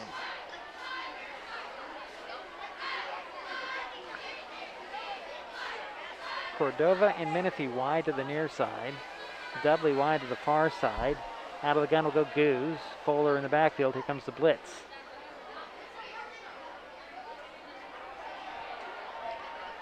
Mason's flushed out. He's going to run up the sidelines. He'll step out of bounds after the 1st down marker, and a great quarterback run there, Gerry. Very nice. I don't know if that was the design call or he just saw a lot of open room and he took off. He needed 16 and he got 16. Ball out of bounds at the 23, 1st and 10 for Shelton. 4.5 minutes to go. First half, 8-0, the Climbers with the lead. Goose again out of the gun. Fakes the handoff, got a free runner and he throws it over the middle, incomplete, intended for Menifee. And Mason took a hit on that play. Fuller out, Ellison in. 2nd and 10 for the Climbers on the 23.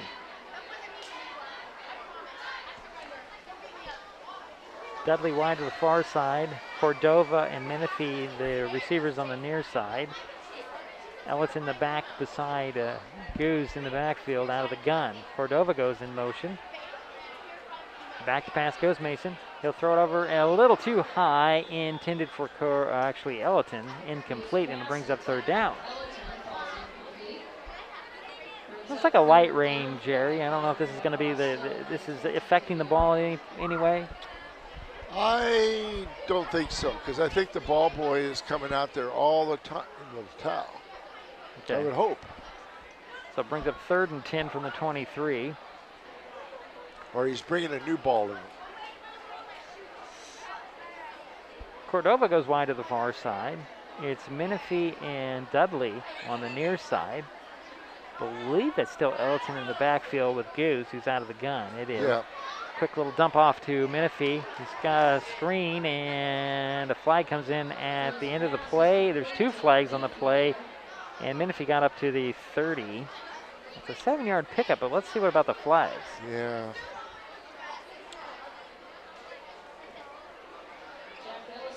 There's one about the 25 and one right at the 30. I think we might have offsetting plays here. Let's see. The block in the back on the Highclimbers and a hold on the Highclimbers. So 2 penalties on the Climbers. And both of those are 10-yard penalties. But I believe you take the one that's going to give you the furthest yards back. So they'll mark it back from this spot, and that'll put it back at the 15. And that'll be a 3rd down and 18.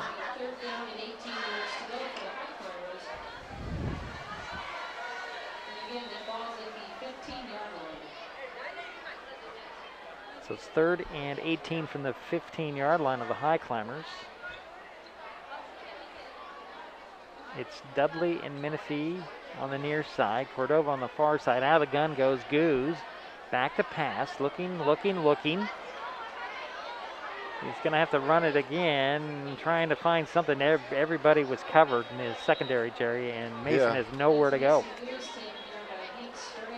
And it's going to be a loss of, looks like 3 on the play. Okay. But we do have a flag and a hold on the Climbers again. Yeah, they're going to decline it. Brings it 4th down, and yeah, good call, Gerry. Brings it 4th down and about 20. Well, maybe not 20, but real close. So that'll bring up the punting situation, and Goose is in there to kick it away. You've got Shepler, and I believe it's Parkinson back deep for the Wolves. Quick hit, nice punt though. It'll bounce out of bounds about midfield. Wow. I don't think I've ever seen a ball spin like that so quickly. It was a spiral that was straight up and down. And they'll mark it out at the 49 of the Wolves.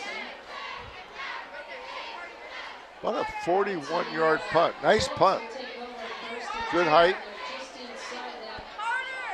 3:35 to go in the second quarter. 8-0. The Highclimbers clinging to that lead. Wolves have the ball back. Beck will go under center. 2 receivers near side, 1 to the far side. Actually, no, he's not under center. He's out of the pistol. Maloney goes in motion. Back to pass goes Beck. Now he's on the rollout. And he's going to be dropped. 44.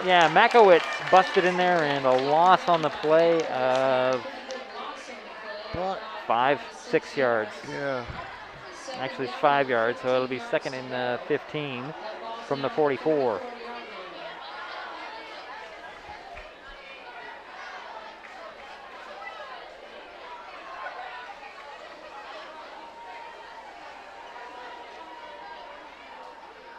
Clock is running. We're under 3 minutes in the half. Beck is going to go out of the pistol again. 2 receivers far side, 1 to the near side. Maloney and Shepler, the backs in the backfield with Beck. Quick little dump off completes to Max Johnson. Stutter steps and gets just shy of midfield. Give him 6, yeah. That brings up 3rd and 9. What was the number on that receiver? Number 2. Okay. First completed pass for Black Hills. Clock is running, 2:17 to go and counting. Beck directing some receivers, and he'll go out of the pistol again with Maloney and Shepler in the backfield with him. Marcus Elliott back, and boy, oh boy, that was Ellington busting through there, and did not even allow that play to develop. Max Johnson was the runner, and it brings it 4th down that quick. Loss of a couple more.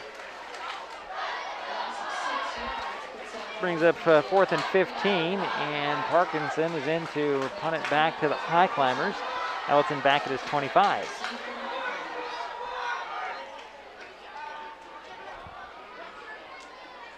Wolves had a late guy get there. Oh, bobbled snap again. Oh, he got that one off. And that ball's going to take a Climber bounce and roll out of bounds about the 41, or 36, excuse me.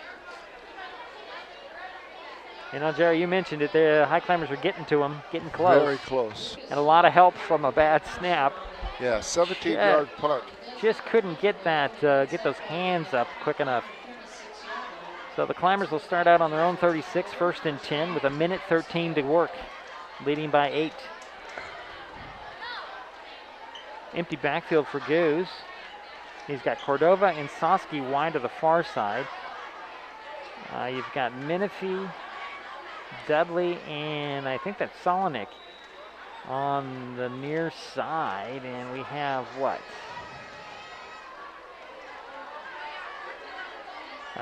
False start on the Climbers. Okay. So 1st and 15, ball back at the 31 now.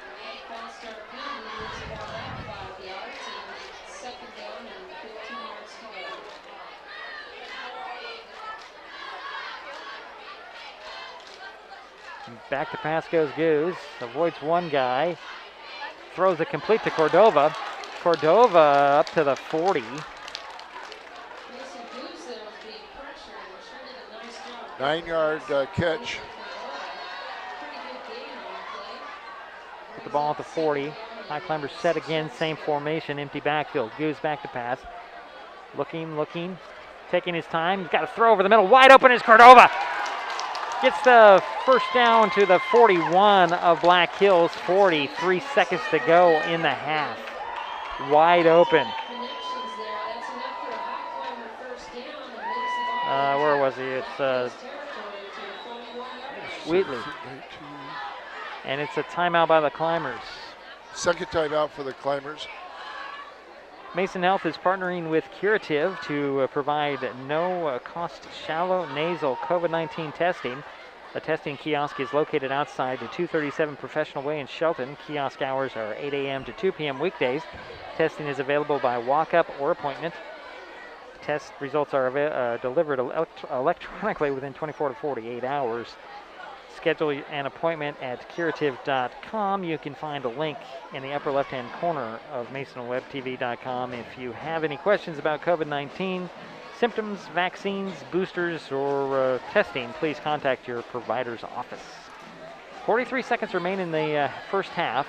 High Climbers with the 1st and 10 on the Black Hills 41. Empty backfield again for the Climbers. Goes out of the gun. Back to pass he goes.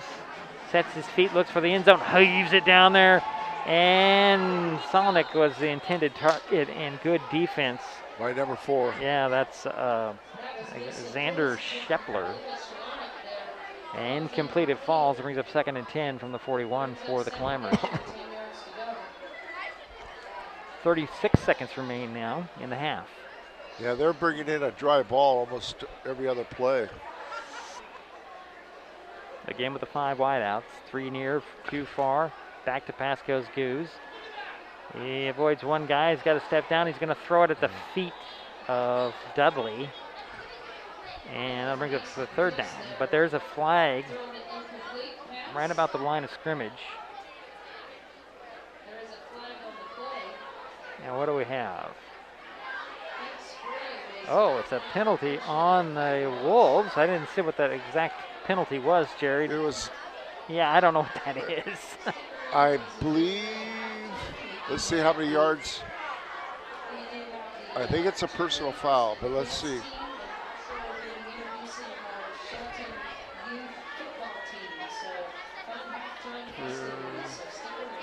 It's going to be a 1st down. So it was a 10-yard penalty, so... I thought it was a holding call, but... yes, it wasn't holding, though. I don't know what that was. It was on the... And it wasn't a personal foul, either. No, it was a 10-yard penalty on the Wolves. Gives the High Climbers 1st down, and a quick dump off to Solonic. Solonic trying to reverse his field, stays on his feet, fights his way for the 25. Yeah, I give him... 6 yards. Depends on where they spot it at the 26. That's a 5-yard pickup, and another timeout by the Climbers. That's their last timeout, and there's 22 seconds remaining. So without Kaiser in there to do the kicking, I don't know if they have the distance. If this is in field goal range for the Climbers. Yeah, we haven't seen Brendan Kaiser, so we haven't yet. No, and that's a 35-yard. That'd be a 35-yard field goal. That's. Well, we'll see. That's. But we are at 2nd down and 5 from the 26 are the Climbers with 22 seconds remaining. And they've got time to run another play, so you know, another play or two, especially if they go to the throw it to the sidelines or throw it to the side. Cordova and Sofsky go wide to the far side. It's Menifee, Solonic, and Dudley near side, outside in. Back to pass, quick dump off to Solonic. Solonic dives and banks it. Did he get out of bounds? I can't see. Yeah, he did get out of bounds inside the 20 at the 19 possibly. Depends on where they're going to spot it. They're going to spot it at the 19. That's a first down, Gerry. Yep, it is. That's the 5th first down for Shelton. Wait. We have a penalty on way back here. I didn't see what the call was, but I think it goes on the Wolves, Gerry. Interesting. Could it be a late hit? Let's see what the call is. Yep, roughing the passer. So that gives the Climbers a first goal from the 9. With 17 seconds remaining in the half. Out of the gun goes the Goose again, empty backfield. Free runner there, and Goose, nice move, got a lot of room. He'll run out of bounds about the 6-yard line. Now that was marked him at the out of bounds at the 7, so that's a 2-yard pickup. And 11 seconds remain in the half. Climbers trying to get some points on the board before the end of the half. Ellerton will come in. He'll get in the backfield with Goose. I think they're down a man here. And there's no timeouts left. That's if it's Shelton's, it's the 3rd. I didn't think they had any. They're going to call their 3rd timeout. I thought that is their 3rd timeout. Interesting that they were able to get that timeout with 11 seconds remaining. I thought they only had. I thought they took a timeout early. Well, they took 2 so far. Yeah, but I thought they took a timeout in the end of the. Really early in the second quarter. Yeah. I thought. Yeah. And they took 2. Okay. Yeah. Either way, timeout on the field.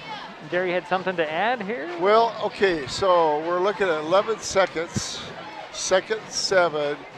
What is your thoughts if they don't score on this play? You think they'll bring a field goal attempt in?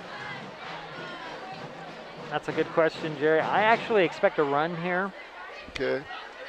Because I got Ellerton in the backfield. You would think it would be for more protection, but if you're bringing in protection, you bring Makowitz or Tiller, in my opinion.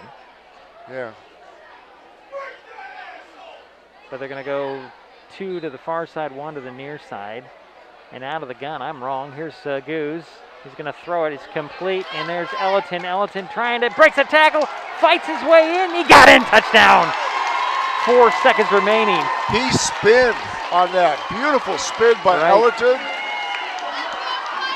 Good second effort. He was stopped about the 2-yard line, and that spin and extra effort put it in, and that makes it 14-0 with 4 seconds remaining, and Climbers are going to go for 2 here near hash mark. Cordova and Menifee wide to the far side, Dudley wide to the near side. Ellerton the back to Goose's right. Dudley goes in motion, and they're going to get a penalty in the false start here, easy.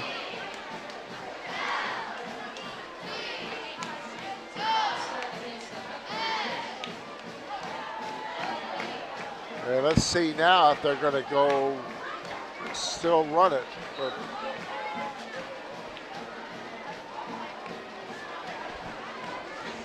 a little bit of confusion here. The High Climbers are going to go 3 wide to the far side now.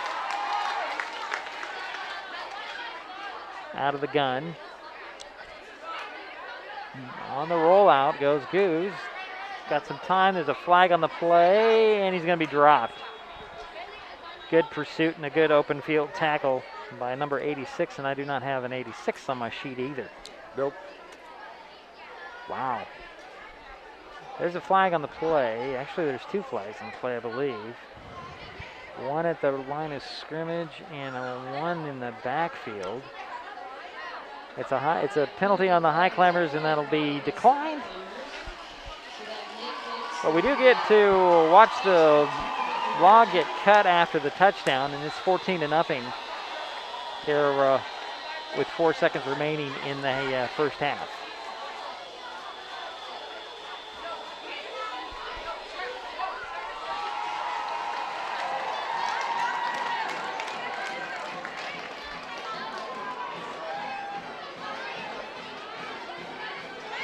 So Gerry, points at the end of the half, that's pretty impressive, even when you have a little bit of help. Yep. It's too bad they couldn't get the 8, but they got the 6, and they lead 14-0. Yeah, and Mason has already passed 17 times in this game, and let's see.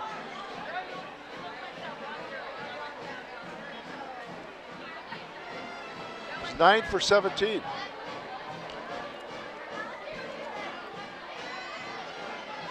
They've actually passed it more than they ran it in this game so far. Whereas Black Hills has thrown it twice, completed once. So Ty Taylor will do the honors of kicking it back to the Wolves with 4 seconds remaining in the first half clock. Max Johnson's going to go deep for the Wolves.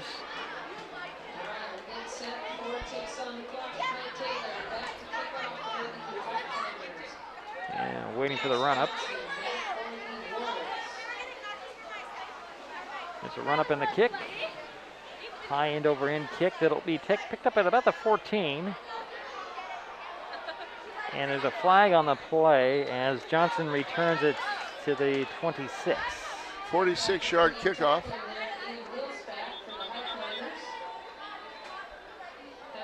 And there's a block in the back on the Highclimbers. They're going to decline that penalty as the half is run out. So we're through halftime. Highclimbers have a, they have a 14-0 lead heading into the locker room. We'll take a timeout. We'll be back with some statistics and some more activities from Highclimbers Stadium and Jack Stark Field. We'll be right back.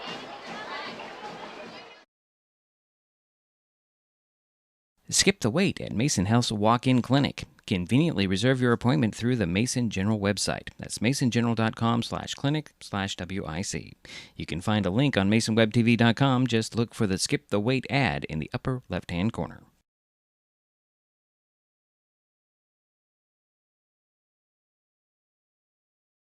Hood Canal Communications keeps our community connected. We provide communication services that connect friends and family. We're connecting with our neighbors through support of local causes and events. Connecting our students and schools to a world of learning resources. And connecting you to the latest technology with local customer service. Learn more about our community connections, high-speed internet, and streaming TV options. Visit hcc.net today.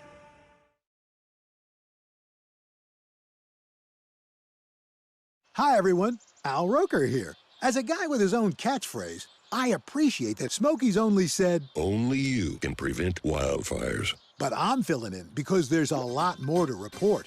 Like when there are parched or windy conditions out there, you gotta be extra careful with things like burning yard waste. After all, wildfires can start anywhere, even in your neck of the woods. Go to SmokeyBear.com to learn more about wildfire prevention.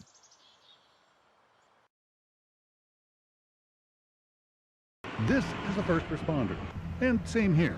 But did you know that these are first responders too? I just got hit! The towing industry is 15 times deadlier than all other private industries combined. You see that? You can change that by following the simple rule, slow down, move over.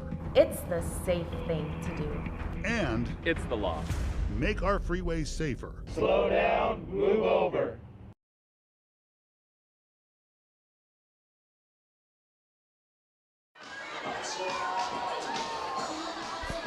Now we're back at Jack Stark Field, Highclimbers Stadium. Halftime score: Shelton 14, Black Hills 0.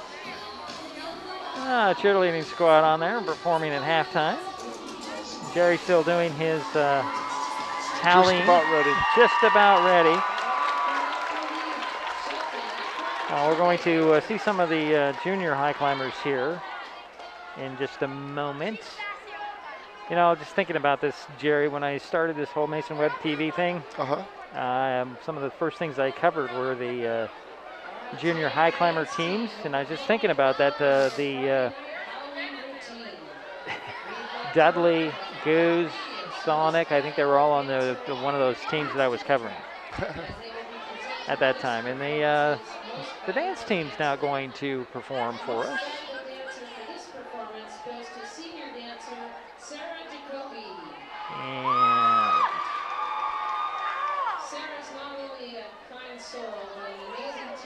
And we will talk about what's coming up for the high climbers. They will be on the road for the next 2 weeks. Next week they'll be in Burien to take on Highline. The Highline is just, I think they're 5-1 coming into tonight's action. Then after that they ramp up the Evergreen Conference schedule at Aberdeen in 2 weeks. The Wolves, they don't have a really good road. They have Tumwater and WF Wets the next 2 weeks at Tumwater District Stadium, so it'll be a difficult road for them.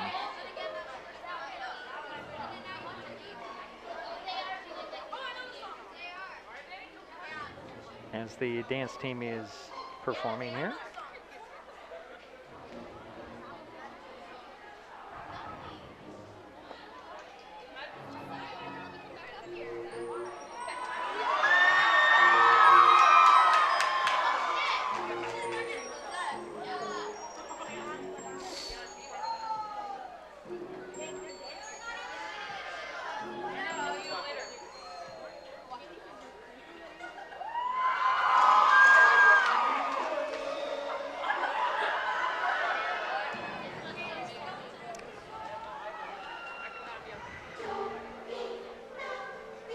So Gerry, whenever you're ready, you can go ahead and jump in here. I am ready. Okay, so we have some halftime statistics from Gerry Apple. Yeah, let's start off at Black Hills first. Black Hills had 1 first down. Their quarterback, number 5, was 1 for 2 in the passing game for a total of 6 yards. They had 17 carries on the ground for a total of 55 yards. If you add the 55 and the 6, Black Hills had a total of 61 yards. 61 yards. They had 7 penalties for 54 yards. Their leading ball carrier was number 12. He had 5 carries for 24 yards, and that was what, Mahoney? Yeah, Sean Maloney. Maloney? Maloney, okay. Yeah, number 31 on this sheet. I believe that's who it is.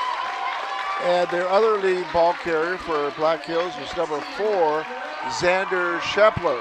And he had 5 carries for 22 yards. Also, Shepler is their punter. Was it Shepler? No, Tanner Parkinson's the punter. Parkinson's? Yeah, he's number 3. Did Shepler do any kickoffs? I thought he did, but I was wrong. Parkinson's? Parkinson, okay. Yeah. Okay, thank you. All right, so 1 first down, total of 61 yards for Black Hills. Shelton had 5 first downs. Mason Goose was 9 for 17 in the passing game for 105 yards. The leading receiver was Cordova. He caught 3 passes, 1 for 9, 1 for 28, 1 for 17. The next leading receiver was number 3, Menifee. He caught 1 for 16 and another 1 for 2 and 1 for 1. And unfortunately, he caught 1 for 8 yards, which was a loss. Number 14 for Shelton, Lucas Solonik, caught 2 passes for a total of 16 yards. So let's take the 105 yards in the air, 9 for 17 for Mason Goose. Let's add that to the ground game.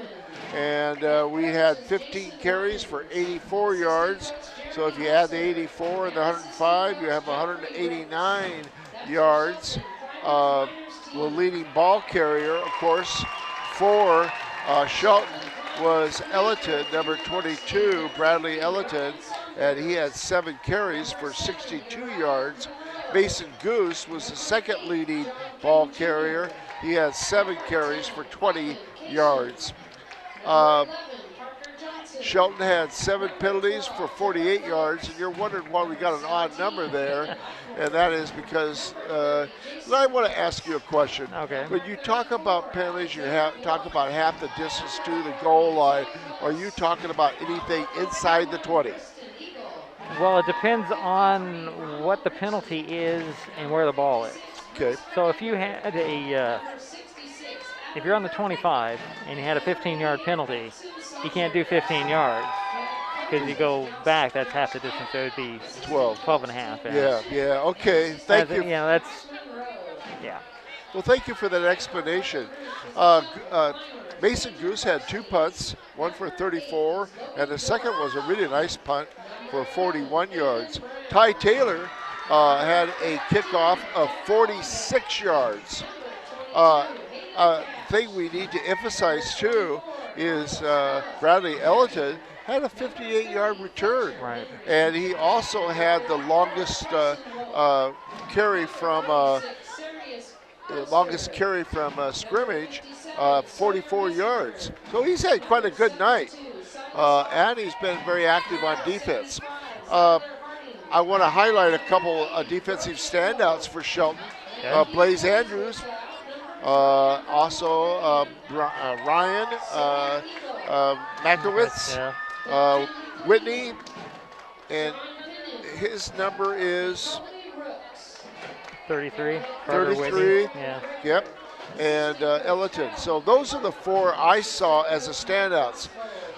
Shelton's done a great job tonight on defense. I mean, you've held Black Hills to 55 yards on the run, and their coverage in the backfield on defense for Shelton has been very good too.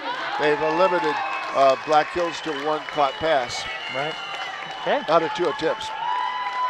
All right, Jerry, we're going to take another timeout. We'll have more from this ball game. 14-0 at halftime. The Highclimbers leading Black Hills after the first half. And we'll take a timeout. We'll be back to Jack Stark Field at Highclimbers Stadium in just a moment.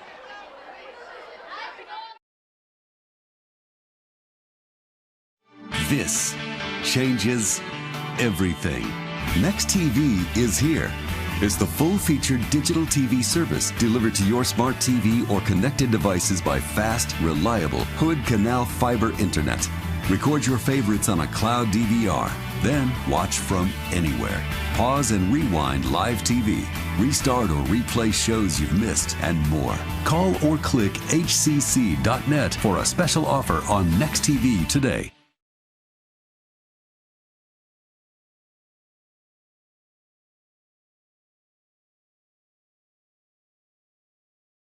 The Conklin team at Windermere Real Estate in Shelton, proud to be supporters of Highclimber football.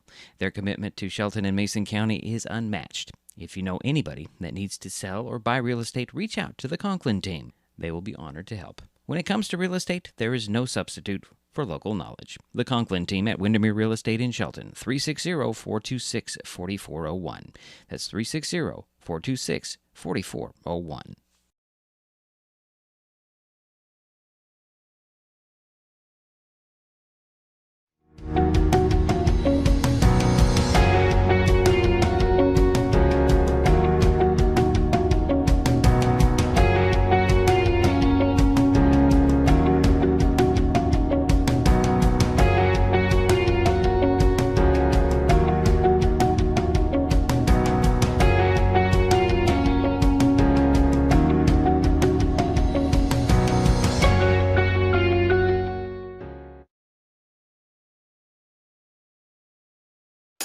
Mason Web TV, powered by HCC, is the only source for live high school sports broadcasts in Mason County.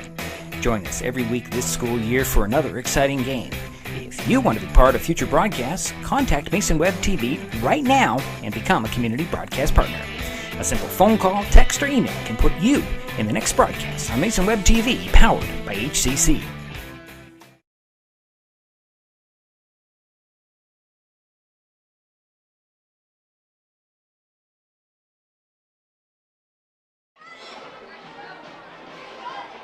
All right, it is halftime. 14-0. The Highclimbers have a lead here after one half. Gerry? Well, let's see if Black Hills starts to pass the ball a little bit more in the second half. Let's see if they're going to open it up a little bit more. I think they're going to have to. Shelton is pretty well keying on their running game, and they've only thrown twice. So I think that's an important thing. All right, the Wolves will get the ball to start the third quarter. They did win the toss and deferred to the second half, which is in most cases what you do when you win the toss. Not always. It's, situational at best. Sometimes I can remember a playoff game between North Mason and River Ridge, and Phil Pugh won the toss and wanted to control the pace of the game, and, well, it didn't work out well. I believe last week the Highclimbers won the toss and got the ball first, and same idea, didn't quite work out. So, but you're right. Most of the time, the team that wins the toss usually defers. Usually. Yeah, many coaches have told me always defer. But if you want to, if you don't think you're going to get the ball back, or you're not going to get an opportunity with the ball very often, you're going to want to get it early and see what you can do. So both the teams are now out on the field. We have a minute and a half or so on the first clock, and then they'll add 3 more minutes to it. So we've had a very interesting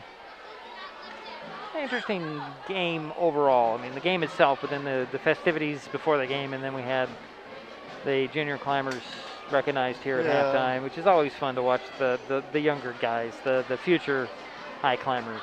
Well, it makes it interesting. I mean, you look at a balanced attack. Shelton has thrown 17 times and ran 15. I mean, you can't get more balanced than that. Not really. All right, Gerry, we're going to take another timeout. We'll be back with the third quarter in just a moment. This is Mason Web TV, powered by HCC.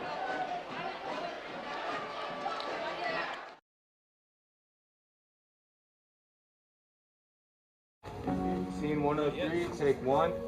Taking my vaccine is staying safe. That's what you want me to believe. Of course. They're saying that the vaccine is 99% effective, right? Where are you going with this? What about the one dude? I want you to get the vaccine because I care. I want you to be safe. If you was to die, man, that would literally kill me, man. If it made you feel that way, bro, I'll probably do. Love you, man. Love you too.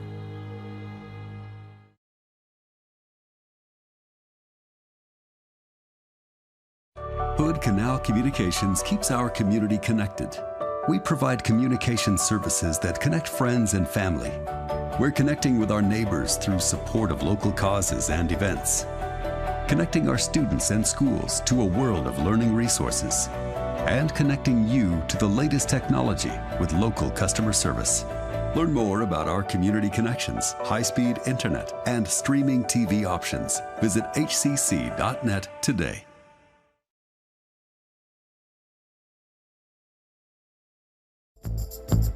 This broadcast is copyright protected by Digiproof on behalf of Dedrick, Allan, and Mason Web TV, powered by HCC, and is intended for the private use of our audience.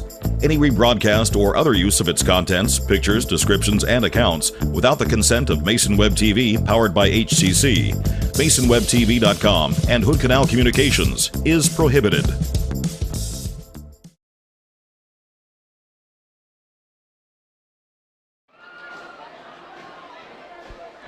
And we're back here. I told Gerry about 30 seconds ago, and it's only been 30 seconds, but he said he had something else to add. I did. You know what I forgot? The summary of the scoring. Oh, okay, go ahead. Bradley Tiller had a 2-yard touchdown run to make it 6-0.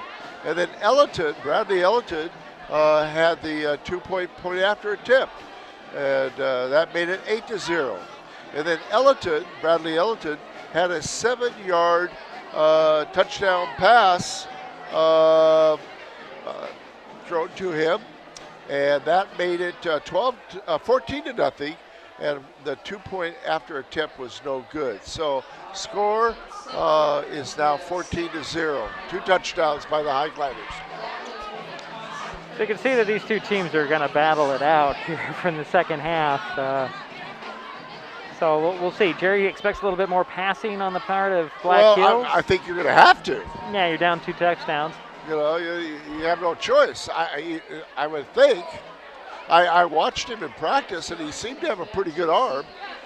Yeah, but the warm-ups, there's no defenders running at you, or oh, that's right. That's right. Yeah. Covering the guys downfield. It's not exactly the same. I forgot. Okay. Yeah, but I agree with you. He was pretty accurate, and he was on target. Yeah. His receivers had good hands, so the weapons are there. You just got to see how they deal with the defense. So Taylor's going to tee it up for the Highclimbers, kick it back to the Wolves, and Max Johnson is back at the 15 to receive the kickoff. And Taylor's had a couple of kickoffs that have gone back there. They're kind of deceiving because they're more of a line drive. Yeah, he had a 46-yard kickoff the first time. Waiting for a guy to clear out of the way in the opposite end zone, taking his time. All right, ready to get this thing underway for the third quarter. 14-0, the Highclimbers with the lead, and they're kicking it to the Wolves. Let's see what the Black Hills can do. Little squibber. And they're going to bring it back. There's a flag back at the 40, Gerry. I think that's going to be an offsides. Not an auspicious start. Technically, it's a false start on the Climbers, so we'll kick it from the 35 this time. That might be a little bit of a break, because that was, for Shelton. Get to do it again. Something to keep in mind. That's interesting. We got some fire trucks, and that looks like it's Fire District 11, which is Allan Lake. And we are actually in the Shelton city limits, which is served by Central Mason. So that means that there's something going on, that they have to bring in mutual aid. We'll have to track that down later. Anyways, third quarter action about ready to get underway as the 5-yard penalty has been assessed. And the Climbers are going to kick it off from the 35. Ty Taylor with a run up. And this time it's going to be definitely a line drive. It's going to be picked up at the 30. This is Maloney to the 40. And that's about all the return he's going to get. 11-yard return by Maloney. Yeah, so 41 is where the Wolves will start out on their own 41. First and 10.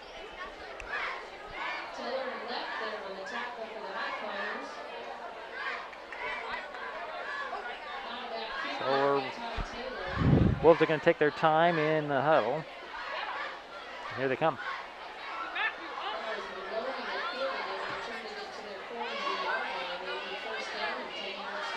Beck will go under center with 3 guys behind him.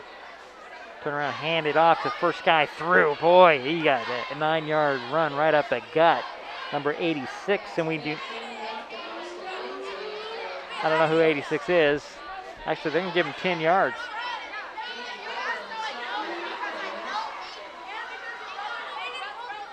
Just short of a first down. Now, one referee saying it's first down, and they're going to move it. Okay. They're going to move it. So that is the second first down for Black Hills on that 10-yard run. Again, Beck will go under center. Turn around, hand it off. And this is Shepler dragging Carter Whitney with him for about 5 yards. So 2nd and 5 coming for the Wolves.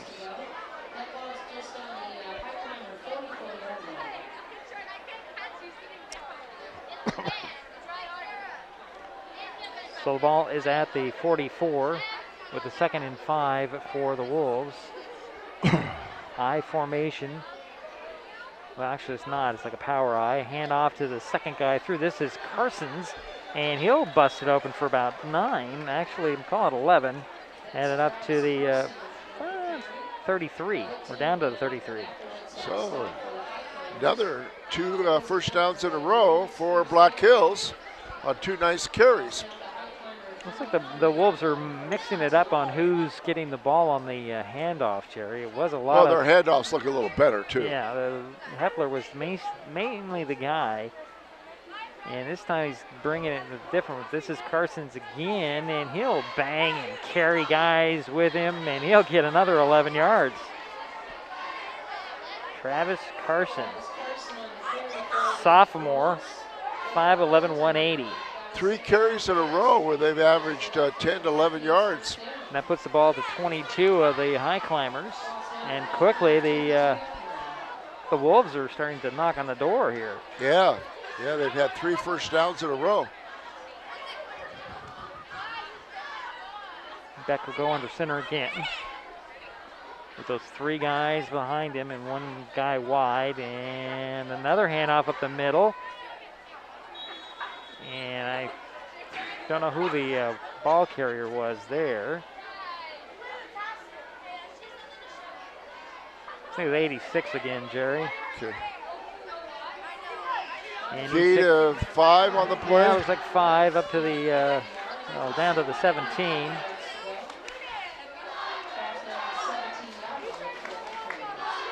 And we've played a little bit more than 2 minutes here in the third quarter. Under center goes Beck again. Turn around, hand it off. This is Maloney bouncing it to the outside.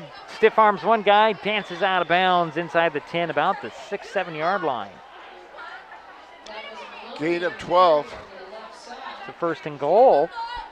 And the Wolves are definitely knocking on the door, Gerry. They're in the red zone for sure. 1st and goal from the 6 for Black Hills. Yeah, they've already had 5 first downs in this half, and we're only into it 2.5 minutes. 2.5 minutes, yeah. Again, under center goes Beck with this power back behind him. And hand it off. Here's a Shepler gonna get strapped short. Ellington with the tackle there. Tiller as well. And it'll be second. Gain of 5? Yeah, he got to the 1. So 2nd and goal from the 1. They must have had a nice halftime talk, huh? Yeah. In Black Hills locker room. So they're mixing it up a little bit more. Again, this power formation with the receiver wide. Turn around, hand it off. Hepler got in, touchdown. Bounced it to the outside on the left, and he found Pater. 1 yard touchdown run for Shepler. And there's a late flag here. Not really sure what this one's going to be about.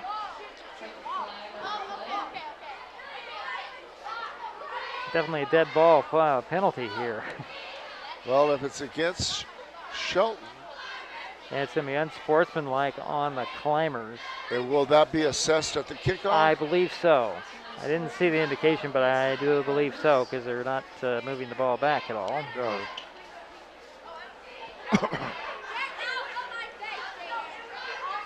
So the Wolves, are they going to go for 2 or are they going to kick the point after? I think they're going to kick the point after. Tanner Parkinson is on there. The holder is Max Johnson.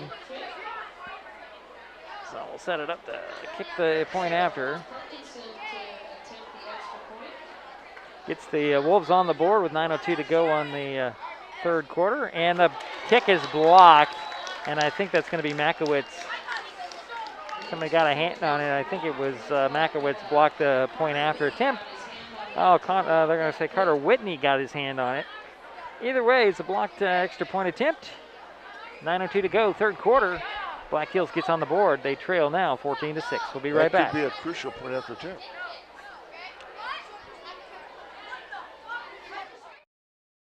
Hood Canal Communications keeps our community connected. We provide communication services that connect friends and family. We're connecting with our neighbors through support of local causes and events. Connecting our students and schools to a world of learning resources. And connecting you to the latest technology with local customer service. Learn more about our community connections, high-speed internet, and streaming TV options. Visit hcc.net today.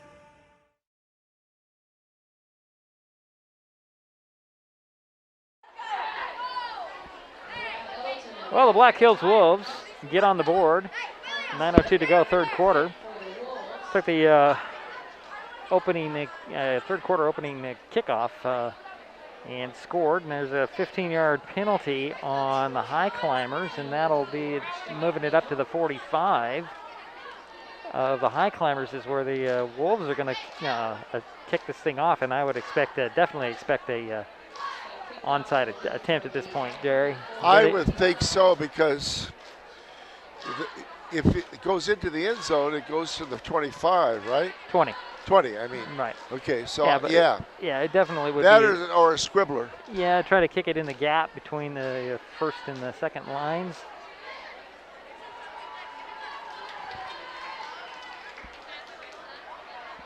So Parkinson has it teed up. And Menifee's going to pick it up at the 4. And he's going to return it to the 15, 20, 25s will be dropped. Nice return, 20 yards. Yeah, I was thinking maybe just let it go in the end zone, start at the 20, but 5-yard net there, that's pretty good. Yeah. Well, it'll be interesting to see if that missed point after attempt comes back to haunt Black Hills. That's a good point. It's a 14-6 ball game. The Highclimbers have the ball, 1st and 10 on their own 25. Goose is going to go out of the pistol. It's like Fuller and Makowitz in the backfield with him. Hand it off. Nope, it's going to be a fake. Then it's throw to Menifee in stride. Gabriel Menifee fights his way to the 40, loses the ball at the end of the play, but the ball was down at the 38. Big play right out of the box for the Climbers, Gerry. 37-yard pass play to Menifee. Kind of felt that was coming, Gerry. Just the way it was set up off the play action. They'll spot it down at the 39, 1st and 10 for Shelton. Solnick will go wide to the far side. Out of the pistol again goes Goose. Fuller the back behind him. Tiller, the man beside him, he'll hand it out to Fuller. Fuller trying to pick his way around the right side. Got 2. Down to the 37. Climbers trying to respond to the Black Hills touchdown. Same formation.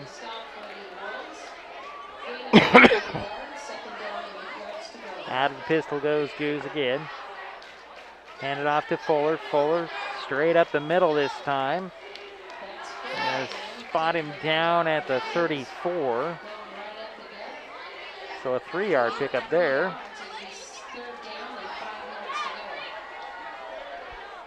Well, 3rd and 5 from the 34.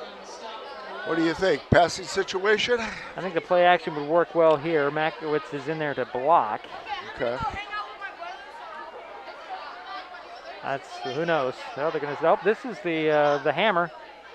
Soski in there. Hands it off to Elton. Elton will power his way inside the 30, stays on his feet, and he breaks it loose to the 15, breaks it loose again, and he's dropped inside the 10 at about the 8-yard line. Wow. Great effort. Elton he did this 2 weeks ago. His second effort, third effort, this case gives the Highclimbers a 1st and goal. 26-yard run for Bradley Elton. From the 8 are the Climbers. Going to stay with the hammer. Soski hand it off to Elton. Elton's going to be dropped for a loss that time. Maloney on the tackle, stayed with him, grabbed him by the hips and pulled him down. So a loss of 3 on the play, back to the 11. And who was the runner? That was Elton again. Hammer package remains on the field.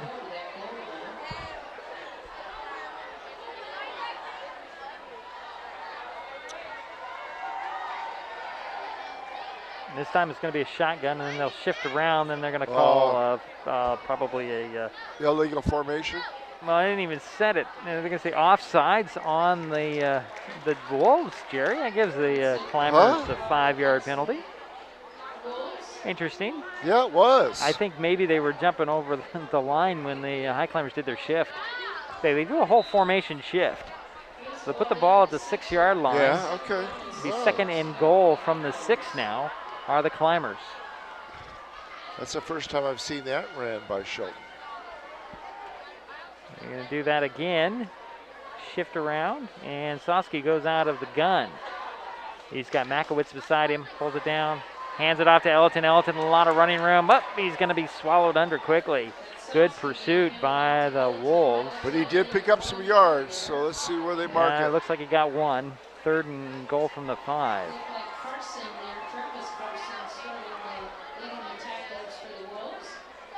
6:10 to go here, third quarter. Clock is running. Little razzle-dazzle. They're trying to mix it up here out of this hammer package. Going back to the gun formation is Soski. Makowitz, the guy beside him. He'll take it this time. Got running room. He's going to score standing up. Jude Soski with a 5-yard TD run, and the High Climbers respond. Start playing the handoff off of that formation, Gerry, and the Wolves snuffed it out the last time, and so Soski just kept it. So 2-point try coming. It's now 20-6. Back to the hammer. Soski and Makowitz still shift around yet again. This time it's going to be a, I don't know what that was. It was a direct snap to Tiller, I believe, but we have a flag on the play and an illegal shift. Wow. This is very interesting. They're trying to really keep him guessing at this point. I just glanced down at the sidelines, and Coach Smith is pretty frustrated right now. His team's not quite doing what he wants him to do out there. Ball goes back to the 8-yard line. Well, that's one of the things I like about Mark Smith. He keeps you guessing. He's got quite imagination as a coach. Good play calls. This is a 2-point conversion attempt, folks. And this will be, what, the third time they've tried it here? Soski will go out of the gun. Makowitz beside him. Tiller up 2 yards. 2 receivers far side. Soski's going to throw for the end zone, and it is complete for 2. And that's to Menifee, but I saw a flag go in there as well. Oh, boy. Illegal man downfield. Boy, oh boy, maybe you just want to get Ty Taylor on there to attempt a kick at this point. No, I think this is kind of fun. I'm enjoying this. This is great imagination. I love it. So the ball goes back to the 13-yard line now, and the Climbers are going to try to again. And here you've got Goose on there this time, Gerry. Mason Goose will go out of the gun. He's got, looks like Elton beside him in the backfield. Receiver near side. And 2 to the far side is Cordova and Menifee. Solonic, the receiver near side. And Fuller's going to go out of formation. And now what do we have? A delay of game. Oh my, Gerry. We could have been through the rest of this quarter at this point if this was not a 2-point attempt. Okay, well, we've had 3 penalties here. So the 2-point attempt is now from the 17-yard line, 18-yard line. And Goose is out of the gun. Empty backfield at this point. Goose is going to throw for the end zone, and Menifee caught it, but he came up short. Oh, what a beautiful catch, though, on his back, and he just was dropped just short of the goal line. So the 2-point conversion does not count, and we head to a break with the High Climbers up 20-6. We'll be right back.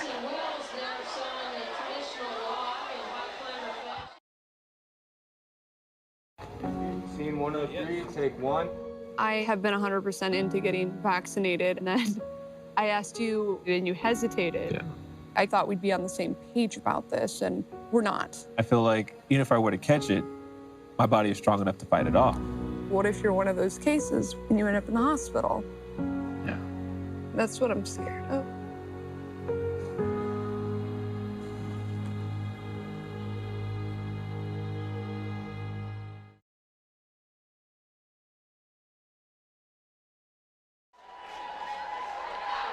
Well, Gerry, let's go back.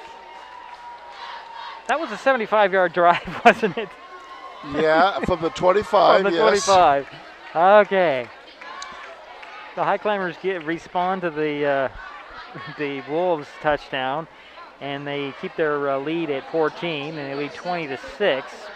And how many times did we try to get that attempt on that two-point conversion? 5? 4 or 5. 4 or 5? Wow, I don't think I've ever seen that. I think 4, yeah. So Ty Taylor's got it teed up at the 40 to kick it back to the Wolves. 5:53 to go, third quarter.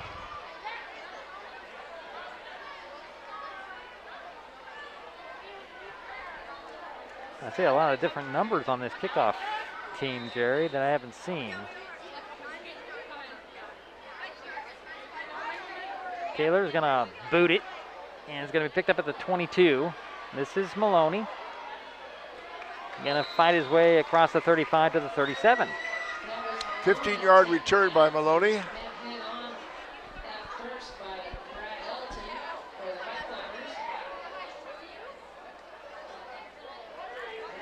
So the Wolves will take over. We'll start out on their own 38 with the 1st and 10. Last possession, they marched down the field and scored rather quickly. Changing things up on their running game. Let's see what they're going to do this time. Beck is going to go under center. One receiver far side and a tight end at the far end of the line.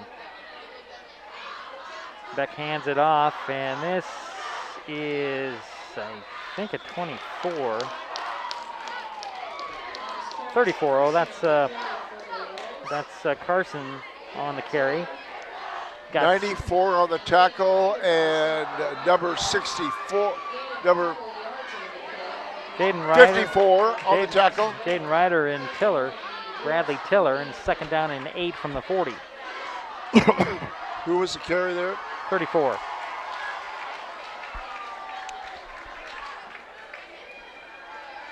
So Beck goes under center again. Got this full house backfield. Hand it off to Carsons again. Slipped one tackle into the secondary. Breaks it inside the Highclimber 40 to the 38. Big run there. 22-yard run. Wow.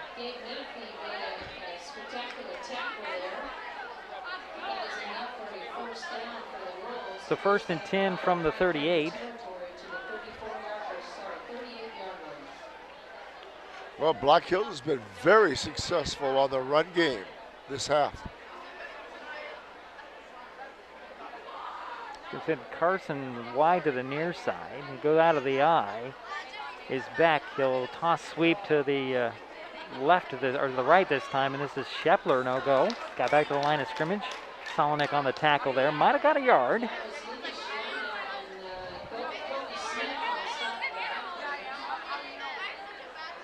So make it 2nd and 9 from the 37.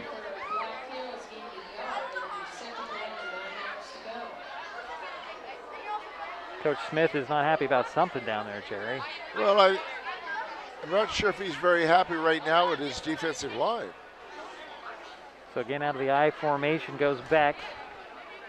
That's that power. Oh, boy. Neutral zone. Yep, a little encroachment there, and another 5 yards. So 2nd and 4 coming.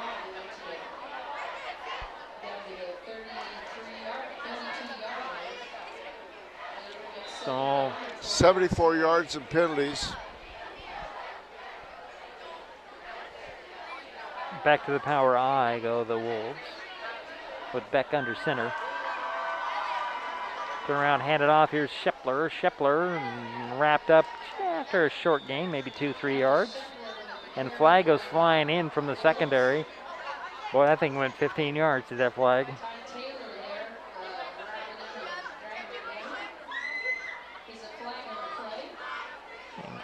just shy of the first down, Jerry. So got 3 yards. Uh, Oh, it's a face mask on the Climbers. Wow. I think it's about a 4-yard carry, but let's see what happens now. Oh, boy.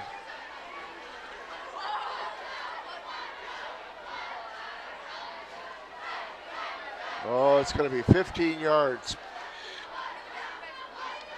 Personal foul on the face mask. Go ahead, Jerry. On the face mask, it can either be 5 yards or 15, right? As far as I know, yes. Yeah. So that puts the ball at the 15 for the Wolves. And what do we have? A timeout on the field? Who took the timeout? Let's see. I haven't seen the call yet. Well, it's a timeout. We'll be right back. I didn't see him. Mason Web TV, powered by HCC, is the only source for live high school sports broadcasts in Mason County. Join us every week this school year for another exciting game. If you want to be part of future broadcasts, contact Mason Web TV right now and become a community broadcast partner. A simple phone call, text, or email can put you in the next broadcast on Mason Web TV, powered by HCC.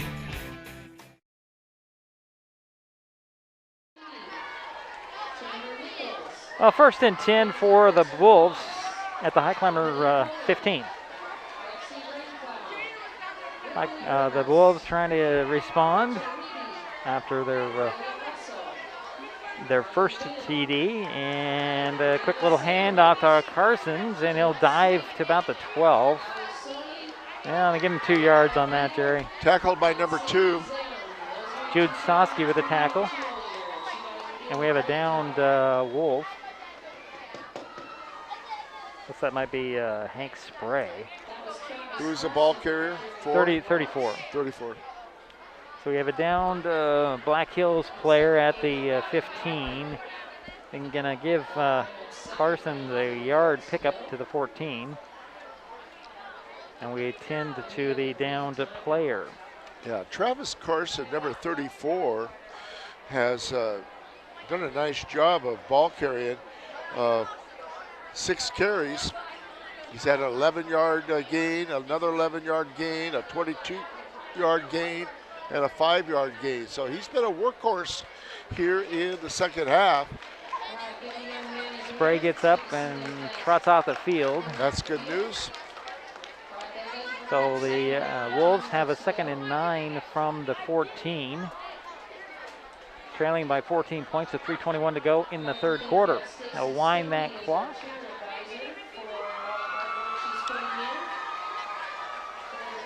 We're still waiting for them to break the huddle. Here they go. Again, that power I formation for the Wolves, and Beck goes under center. Quick handoff to the number 86 through the middle, and he'll fight for the 11-yard line. And maybe just the 12. See where they put him down, Jerry. Looks like a 2-yard pickup. Yep.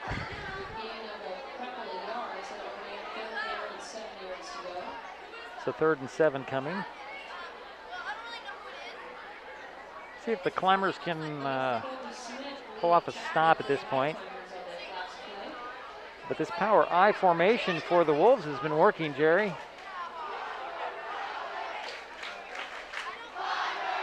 Maloney with the handoff this time, and he'll fight his way for the 6. Gain of 5 on the play. Brings up 4th and short. They'll spot the ball down at the 7, so it'll be 4th and 2.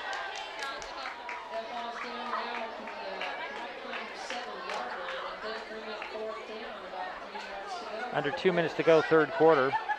20-6, Shelton with the lead, Black Hills with the ball. Wolves break the huddle. Beck will bring it up to under center out of the power I. Turn around, hand it off. Nope, it's going to be Beck keeping it, trying to find some running room, and the Climbers bring him down at about the 10, 11-yard line. I don't know if that was a broken play or a designed run by I think Jackson. It was broken play. Yeah, Jackson Beck. So the ball goes over on downs. 4-yard loss. And they'll spot the ball at the 10-yard line. The Climbers take over. At least I thought the Climbers take over. Wait a minute here. Well, the score clock says first down, but let's see. It looks like it's going to go over to Shelton. It does look that way. But Beck is still on there. Yeah, this is a little confusing. It is a bit confusing. I guess they called that. I think they're going to call that was a third down play.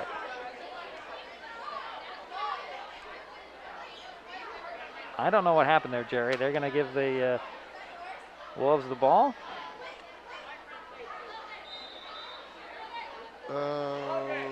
Yeah, evidently. Wow. Okay, so I guess it's now 4th and 2 again. Beck under center with 2 backs, and it'll be handoff to Maloney. Maloney gets to the outside, cuts it up the seam, and he's stopped. I think he's going to be stopped short at the 5, Jerry.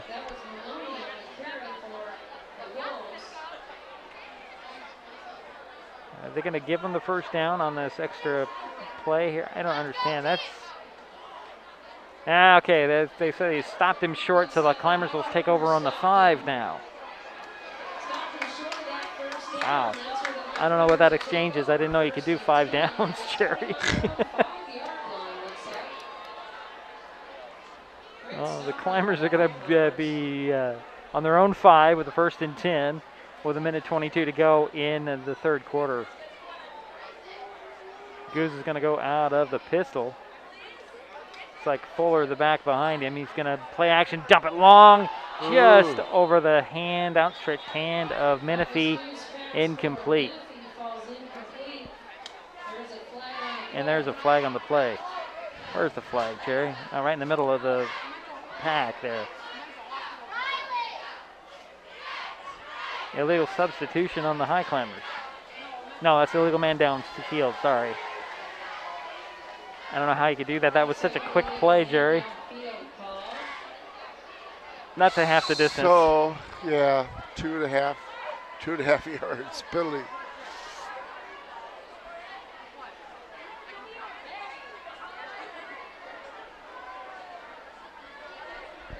So brings up, what is it? Well, they refused the penalty, so it's going to be 2nd down and 10 from the 5, Jerry. So Goose will go out of the pistol again. And he'll hand it off to Fuller. Fuller tried to break a tackle, but couldn't get by the outstretched hands of Jack Ellison. So no gain on the play. So 3rd down and 10 from the 5. Now make it 3rd down and 9 from the 6. Menifee wide to the near side. Again out of the pistol, hand off to Fuller. Fuller up the middle. Got a couple of yards.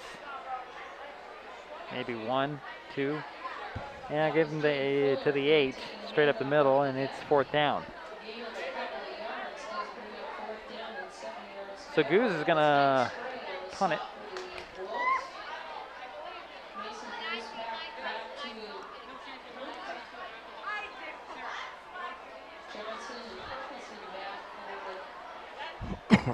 High snap. Goose gets it away. It's a line drive kick. It's going to go over the head of Johnson, and he'll let it roll into Black Hills territory to the 41. And that's where Menifee, Solonic, and Dudley will down it. So the Wolves will take over on their own 41 with the 1st and 10. That was a nice punt. That was a nice punt. For 51 yards. For a line drive punt under pressure. So see if the Highclimbers can figure out this power I formation the Wolves have been going to in this half and have been very successful. I'm actually going to go out of a traditional I and go with a receiver on each side with Beck under center. He'll toss it to Shepler. Shepler stretches out for 2 yards. On the toss to sweep to the left. So 2nd and 8.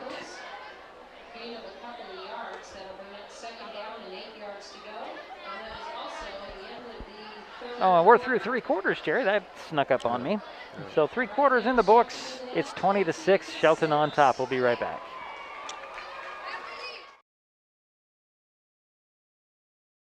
The Conklin team at Windermere Real Estate in Shelton, proud to be supporters of High Climber football.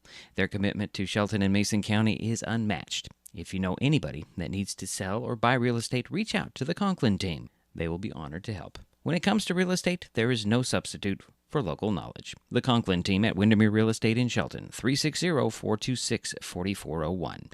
That's 360-426-4401.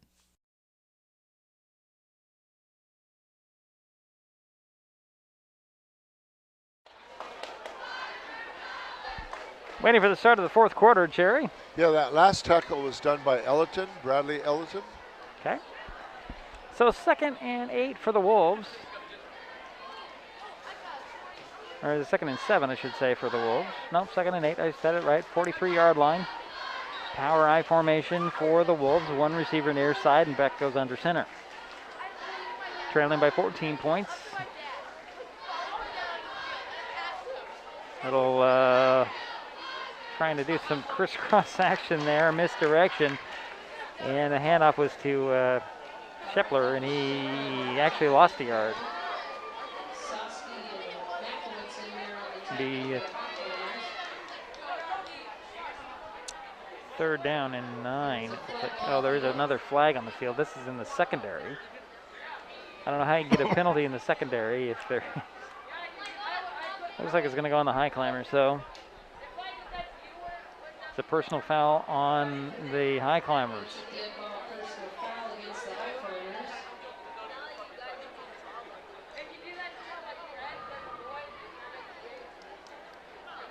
So there's 15 yards and a 1st down for the Wolves.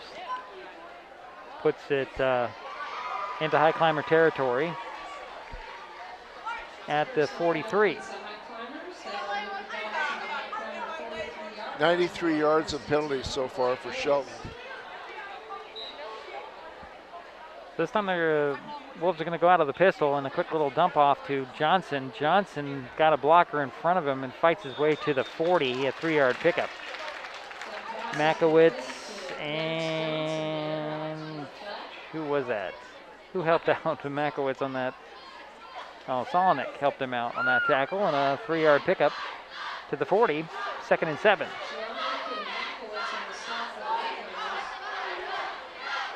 Again, they're going out of the pistol, Gerry. This is a different formation. 2 receivers to the far side, 1 to the near side. The snap, turn around and hand it off to Shepler. Shepler straight up the middle. Stretched it out for a yard, Gerry. Interesting, though. I kind of expected that because Beck turned around and talked right to Shepler before the snap. Brings up 3rd down and looks like 6 from the 39.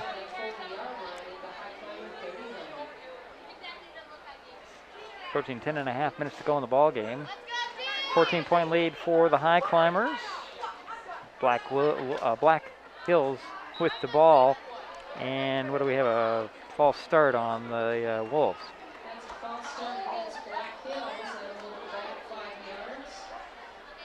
Brings up 3rd and 11 now. Ball back to the 44.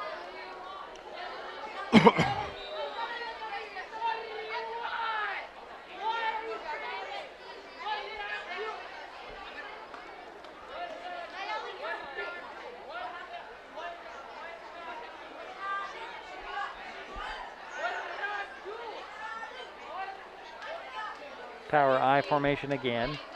Beck goes under center. Long count. Turn around, hand it off to Shepler. Shepler slips 1 tackle, working his way around the left side and picked up 3 to the 41. Tackle by number 2, Jude Soski. So it brings up 4th down and 8.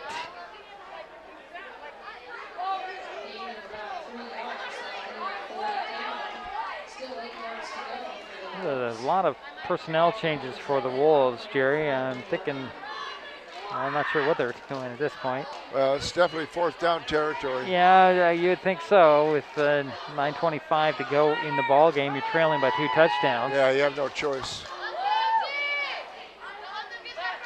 Although you've got to pick up 8 yards. Yeah, Beck will go out of the gun this time. He's got 2 receivers near side, 1 to the far side. Back to pass he goes. Looks over the middle, throws, intercepted. But it knocked out of the hands, into the hands of Gavin Nelson-Ricker. And just the collision. Yeah, it would have been an interception. It would have been an interception, and it just... But they take over on downs in a little better position. Ball will be at the 41. It's a 1st and 10 for Shelton on their own 41-yard line. Leading 20-6 with 9:06 remaining in the ball game. Goose is going to go out of the pistol. Fuller the back behind him. 2 receivers far side. That's Dudley and Menifee. Cordova wide to the near side.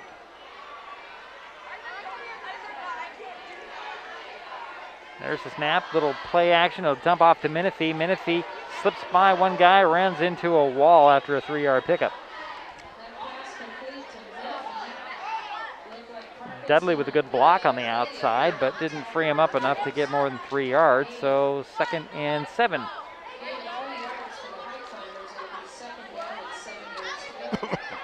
Cordova's going to go wide to the far side. Dudley wide to the near side, and Menifee in the slot.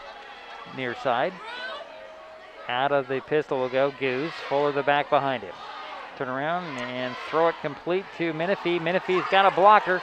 Got the 1st down. Try to cut it up the numbers, and he'll step out of bounds at the 45, and the flag goes flying in at the end of the play. And there's a flag on the other side as well. It was an 11-yard pass play to Menifee. Let's see what the call is.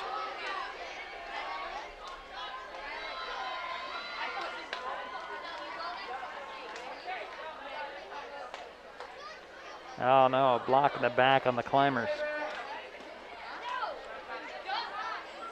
So that'll be a spot foul, 10 yards from the spots. That should put it back at the 40. Is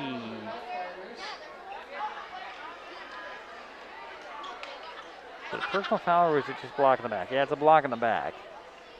That'll put it back at the 44. And it'll bring up 2nd down. It's just about what where they had it before, Jerry. Yeah, negated a nice pass play. 3 receivers far side for the Climbers. Out of the gun goes Goose. Fuller gets the handoff, and he'll scoot up past the 50, 45, 40, tripped up out of bounds about the 37-yard line of the Wolves. Called the 38.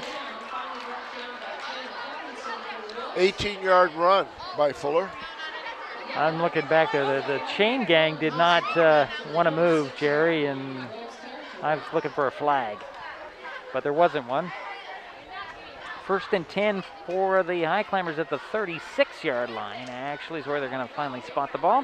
Out of the gun goes Goose. 3 receivers far side. Hand off to Fuller. Fuller, same play as last time. He'll run out of bounds inside the 30.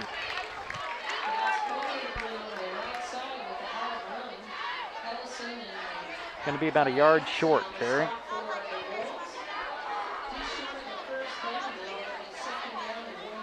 Second and 1 for Shelton at the 27. 3 receivers to the far side. Same formation.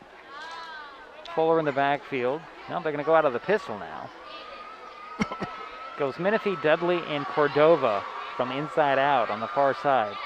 Turn around and hand it off to Fuller. Stutter steps, gets the 1st down, and dives for the 20.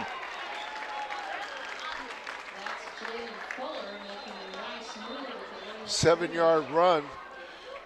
Fuller has had 3 nice runs in a row. 1 for 18, 1 for 9, 1 for 7. Another 1st down for the Highclimbers. That's their 7th of the game. 7:34 is where the clock has stopped for the moment. Fuller out, Ellerton back in. Same formation with that 3 receiver set on the far side. Ellerton's now the back with Goose out of the gun. Clock gets wound up, hand it off to Ellerton. Ellerton's going to try the right side. He's going to sprint up the sidelines and steps out of bounds inside the 5. Actually, it stepped out of bounds at the 5-yard line. 16-yard run by Ellerton. So first and goal for the Climbers. His first carry of this half. This is usually where you see the hammer package, but it looks like Goose is going to stay there with Ellerton and the 3 receiver set. So first and goal. I'm going to call it the 6. Turn around, he'll hand it off to Ellerton. Got a blocker in front of him into the end zone for the touchdown. But there's a flag on the play, Jerry. Yeah. Wolves are indicating that it's going to go on the Highclimbers. Probably holding. More than likely, so we'll go back. Yep. Looks like a holding call against the Highclimbers.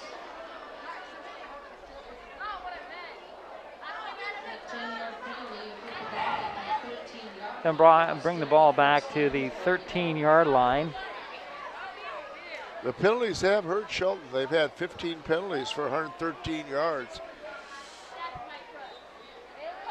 So it's the first and goal from the 13 now. Coos will hand it off to Ellerton. Ellerton, same play, and he'll be ripped down at the 11 after a 2-yard pickup.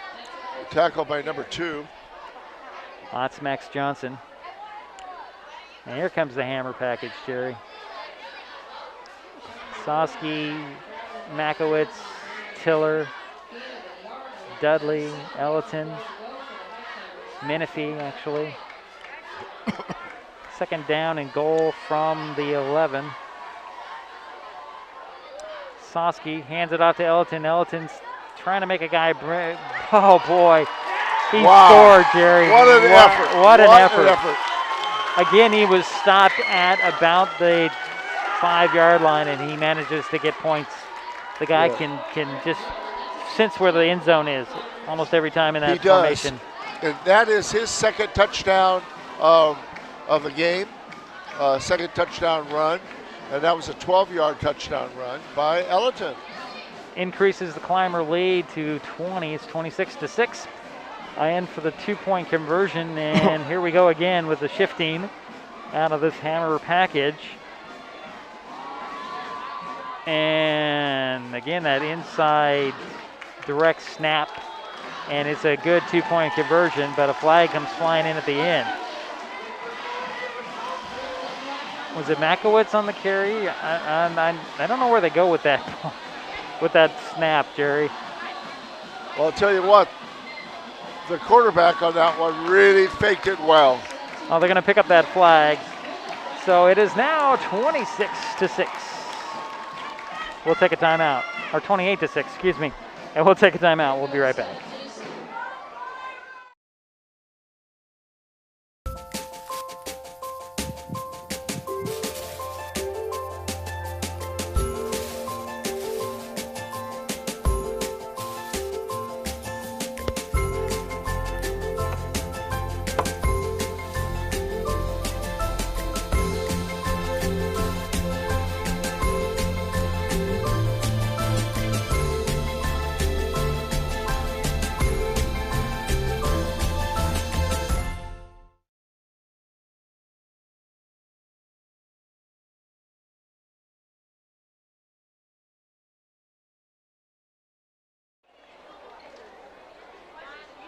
(28-6) is our score.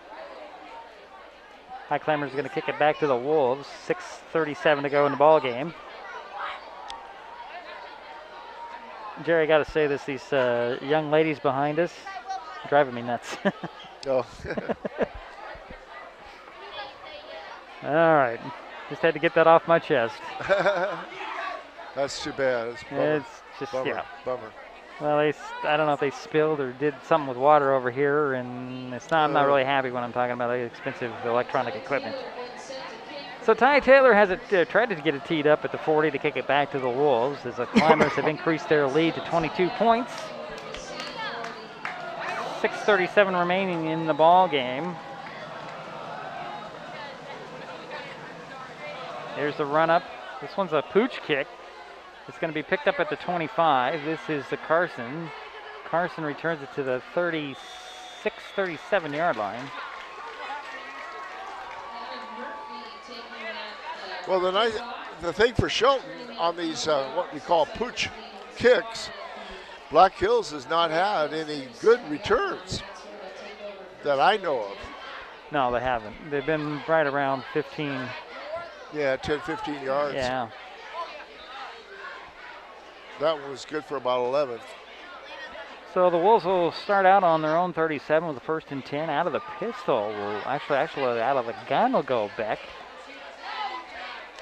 He's got Maloney in the backfield with him. 2 receivers on each side. Back to pass goes Beck. Throw over the middle. It is complete. And this is number 6. And that's Luke Ellison with the reception up at the 44 of the Climbers. 45s were those spotted down. Boy, that was a 18-yard pass. Yeah, that was a quick little pass up the middle. I haven't really seen. Well, it was a nice thrown pass. Yeah. Very nice. 18-yard pass play. Beck goes out of the gun again. 2 receivers near side, 1 to the far side. It looks like Maloney is the back there. And ball is short, and that was going to Andre Bayon. Incomplete, 2nd and 10. Well, Black Hills is starting to pass the ball more. Yeah, and they realize they have to. Well, they're trailing by 3 touchdowns. By 3 touchdowns, and they have 6 minutes and 5 seconds remaining. Got to score quickly and often. Maloney in the backfield, out of the gun actually with Beck. He's got 2 receivers on each side, back to pass. Short drop, looks to the far side. He's got to pull it down and run. Scrambling around, drop. On the tackle for the sack is Jaden Ryder. Loss of 7 on the play. Ball back to the 49 of Black Hills. And Beck comes up gimpy on that. He's got to go to the sidelines, Gerry, or he's headed to the sidelines. So 3rd and 16 for the Wolves. Got a new quarterback in there, number 3. And it looks like it's going to be Tanner Parkinson. Because Beck, I don't know what happened there, but he came up limping. Might have got stepped on. So 2 receivers on each side. Maloney the back with Parkinson back to pass. Throw over the middle. Oh, too high for Ellison, and Jude Soski nearly came away with it on the interception, but it went off his hands. Incomplete. It's now 4th and 16 from the 49. Well, they're definitely going to go for it. Black Hills. No, Beck is back in there. So that's good news for the Wolves. Maybe just had to do something with his shoe. He'll go out of the gun. 5:15 remains in the ball game. Back to pass. Beck throws. Oh, what defense! As Solinik just knocked that ball away, just off as Andre Bayon was the intended target, but we do have a flag in the backfield, Gerry. I'm thinking this is going to be roughing. No, it's going to be holding. That's going to be declined, and the Highclimbers get the ball back at the 49. Yeah, that was a nice defensive coverage by number 14, Lucas Solinek. He broke that pass up. Yeah, he just knocked it away with one hand. Just enough to bother the receiver, and incomplete it falls. So 1st and 10 for the Highclimbers on the Black Hills 49. They're leading with 5:10 remaining in the ballgame. 28-6 is the score.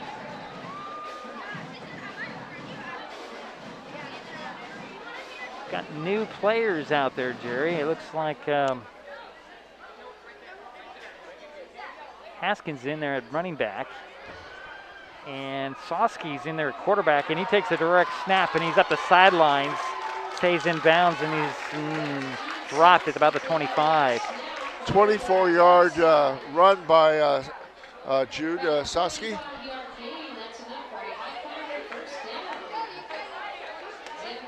Good for another first down. 9.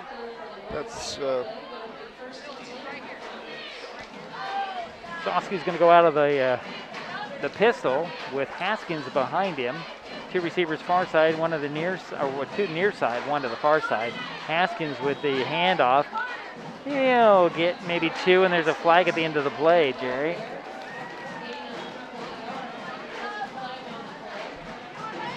So let's see what the penalty's about.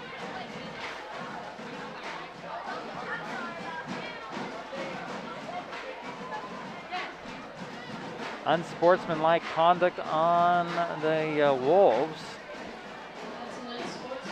So this is one of those half the distance on the 15-yard penalty, Gerry, based on where the ball is. Okay. That's a 23-yard where the ball is down.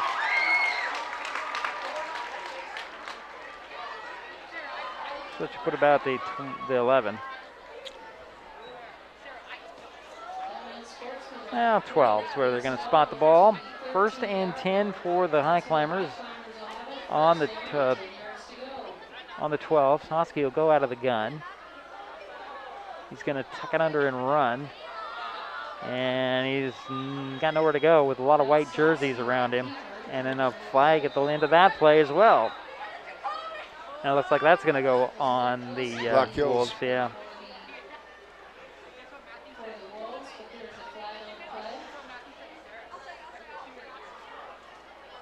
Starting to get a little bit chippy out there, I think. Yeah.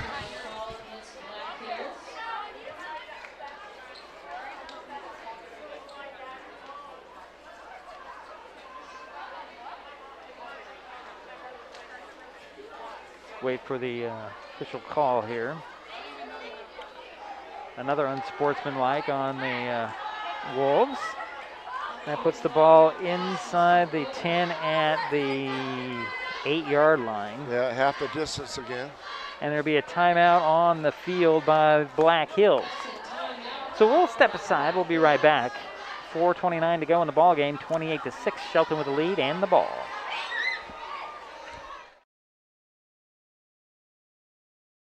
This changes everything. Next TV is here. It's the full-featured digital TV service delivered to your smart TV or connected devices by fast, reliable Hood Canal fiber internet. Record your favorites on a cloud DVR, then watch from anywhere. Pause and rewind live TV, restart or replay shows you've missed, and more. Call or click hcc.net for a special offer on Next TV today.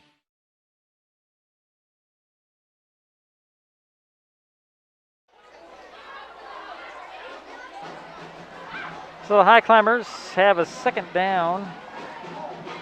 I'm sure the coach for Black Hills will say, hey, let's play with a little composure here.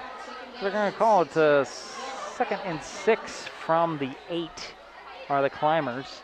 Soski goes out of the pistol. He's got a receiver on the near side. He'll hand it off to Haskins, however, and he'll get to about the 5-6 yard line.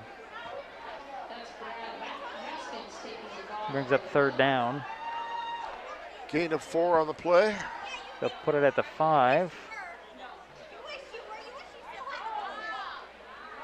It's like 3rd and 2. Same formation again. Soski waiting for the snap. Turn around, there's a flag, and there'll be a false start. Somebody took off a little early there, Gerry. Yeah. We've hit the 4-minute mark.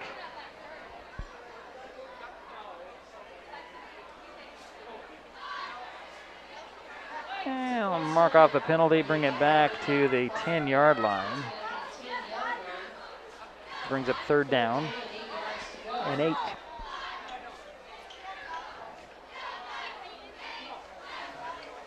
Soski goes out of the gun. He'll tuck it under, and there's another flag on the play. Soski reverses his field. He's going to score, but there's a flag on the play.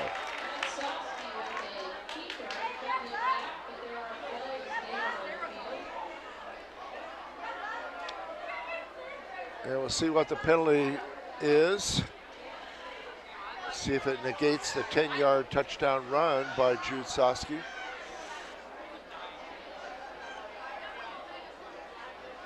It's interesting they're talking in the end zone, but there's a flag on the far side thrown by the line judge on the far side.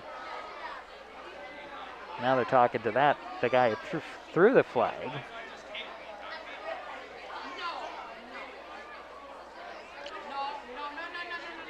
So what is the call? Oh, it's an offsides on the... so that should... Well, it's a discussion of whether they want to decline the penalty or not. Well, yeah, obviously they're going to decline it. Why wouldn't they? Yeah. But you could argue that they should have stopped the play before. Well... You can argue. I'm saying you can argue. Yeah, that's true. That's you are right. You are right. They could. So they're going to assess the 5-yard penalty and put the ball back at the 5. And you were correct, Dedrick. Wow. So Soski will go out of the pistol this time. Turn around and hand it off to Haskins. Haskins straight up the middle, pushes the pile. Did he get in? He did. Touchdown.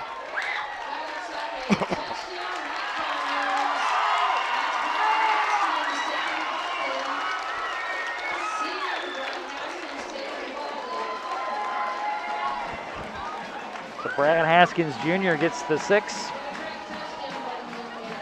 And I believe that's the first touchdown for Haskins this season. I believe so. Yeah, congratulations.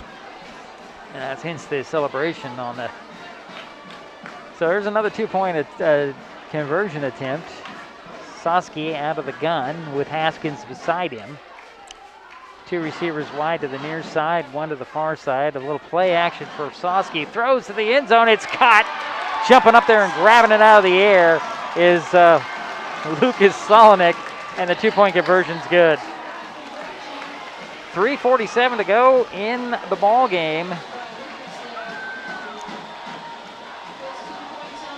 And the Highclimbers make it 36-6.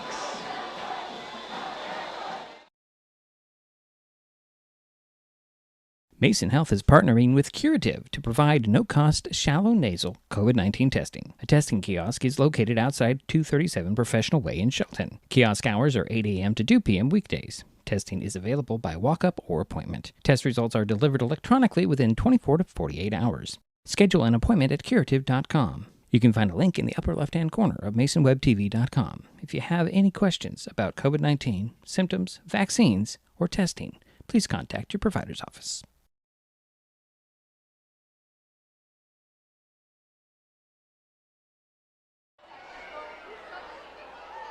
Well, Gerry, it's a 30-point lead with 3:47 remaining in the ball game.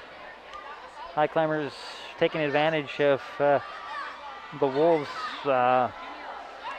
What can you say? They're how do you say this properly? Well, frustration, I guess, is the right word. Yeah, that's part of it. But the thing is, Shelton has done some nice play calling. Mark has done a good job of play calling tonight. So Ty Taylor has it teed up at the 40 to kick it back to the Wolves. And Taylor's kickoffs have been pretty consistent. This one's an onside. It's going to be gone to 10 yards and just caught and dropped.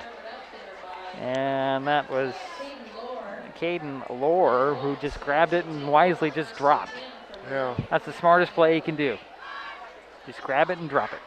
Yeah, on the part of Black Hills. I was kind of surprised that they did the onside kick, though. I don't know if it was intended to be an onside kick. I think his kicks have just been kind of line drives all night. And this one just was lower than the previous ones. But the Wolves will start out at the 45. Now that power I goes back. He'll hand it off. And maybe a yard. I'm trying to see who got the call here. This is 25. Do I have a 25? That's Jacob Weller. Give him a yard, Gerry, to the 46. All right. Different kids out there. Clock is running with 3:20 to go in the ball game.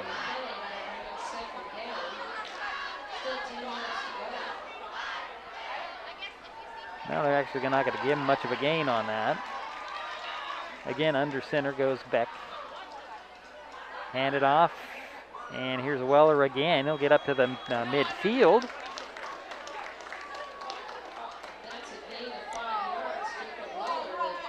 I'll give him 5, Gerry. Okay.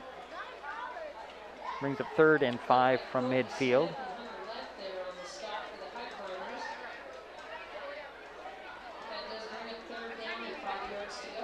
So 3rd and 5 for the Wolves. 2:40 to go in the ball game. Beck goes under center again.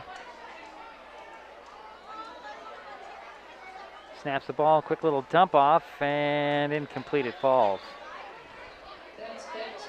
Maddox Hodge started running before he quite had the ball, and incomplete. It falls, and it's now 4th down from midfield.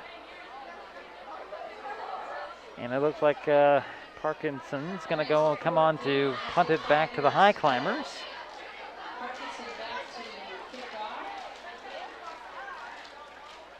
Is that Dudley back there? I think it's Tobin. Yeah, it's Tobin Dudley back deep at about the 15 to receive this punt from Parkinson. Good pressure. Nice punt. punt. Dudley will pick it up at the 10. 15-20. He'll run over a couple of guys. And the Climbers will start out on their own 20. Yeah, Dudley brought it back about 10 yards. About a 40-yard punt. Nice punt. That was with some pressure, too. So Jude Soski stays in at QB with Haskins.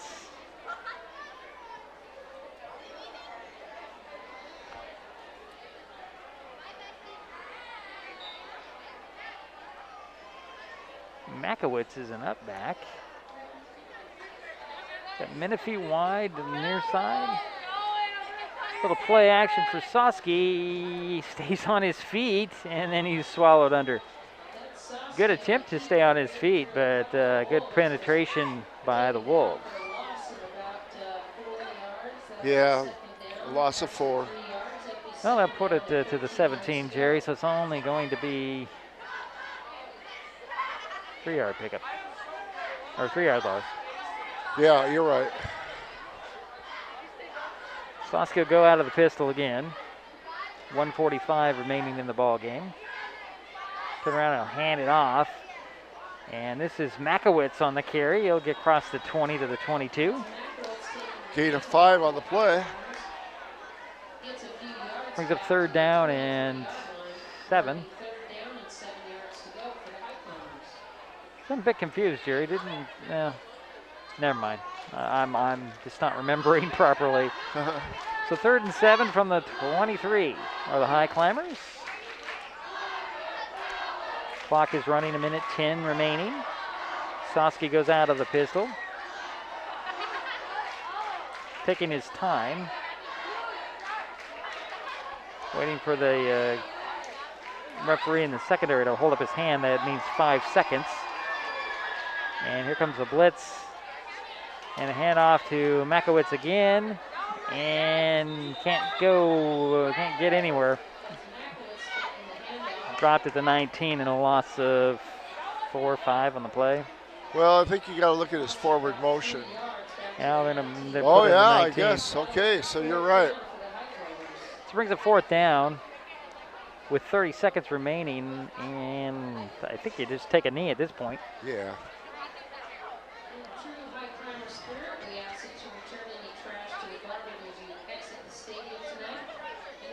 If we even have to put a play off.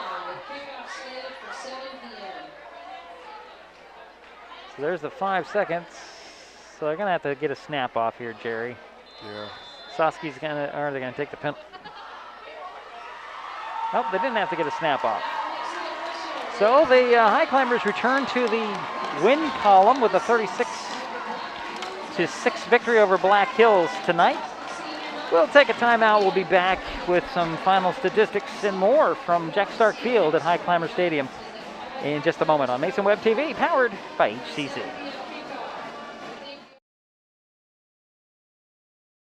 When times get dark,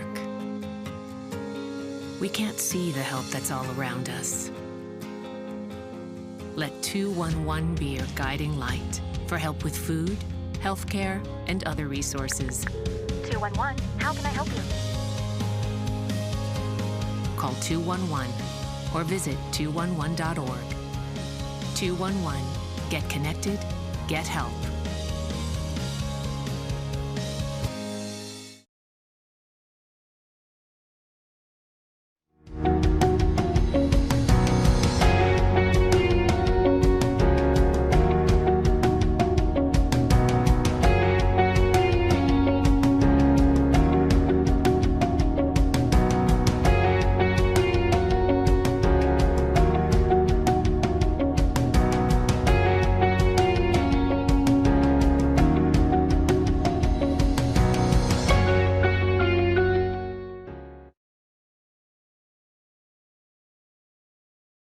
Kids will be kids, which just goes to say kids will be curious. They get into everything, everything. If there's a loaded firearm in the house, they could get their hands on that too. Keeping firearms locked, unloaded, and stored separately from ammunition in a place inaccessible to kids can help keep your loved ones safe from family fire. Safe gun storage saves lives.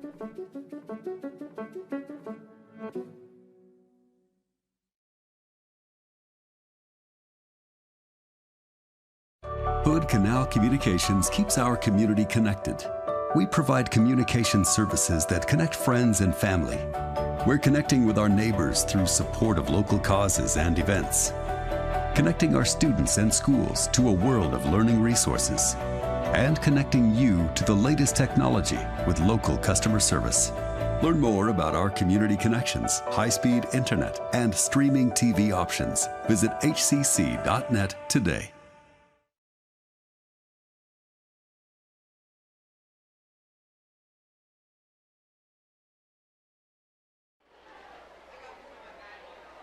Well, it's a final here on Jack Stark Field, Highclimbers Stadium. 36-6, the final score. The Shelton Highclimbers knock off the Black Hills Wolves tonight. Get back in the win column after dropping 2 games to some of the toughest teams in the conference, if not the state, especially last week. Highclimbers will be on the road next 2 weeks. They travel to Burien to face Highline, and we'll be on hand for that game. It's a non-conference game next Friday, and in 2 weeks, Shelton will be heading to Aberdeen. And that game will likely be for the 3-4 spot in the standings, as the Highclimbers have, well, they pretty much locked in what they're calling the play-in spot, but we'll see how everything comes out at the end here. Are you ready, Gerry? I'm getting close. You're getting close, okay. I can see if I can ramble on a little bit more. Black Hills, they have a hard road ahead of them. They're going to have some home games the next 2 weeks, but their first opponent is crosstown rival Tumwater, and then WF West. So that's going to be a hard road for them to pick up another victory, as they do drop to 1-6 on the season, 1-3 in the conference. The Highclimbers have improved to 3-4 on the season, 3-2 in Evergreen Conference play. So this was a big game for the Highclimbers in the march for the playoffs. Gerry, you ready? I am, and I think, you know, the big game probably will be the last game of the season for us when we travel to Aberdeen. And that could be for 3rd place. Likely the way it's handled, the way things are going. Yeah, so, we'll see. We'll see. See how the Bobcats do. How they did tonight. And yeah, they played WF West tonight. Yeah. That's a tough team. That's a tough team. Okay, Gerry, let's get to the statistics for Black today. Hills had 6 first downs. They were 3 for 9 in the passing game. And the quarterback, number 5 for them, did start passing a little bit more in the second half. And that was Jackson Beck. He passed for 27 yards. His longest pass was for 18. So, add the 27 yards in the air, and Black Hills had 99 yards on the ground. So, Black Hills, 27 plus 99, they had a total of 100.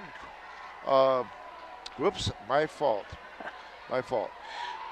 27 yards in the air, 144 yards on the ground. 144. So the total for Black Hills was 171 yards total.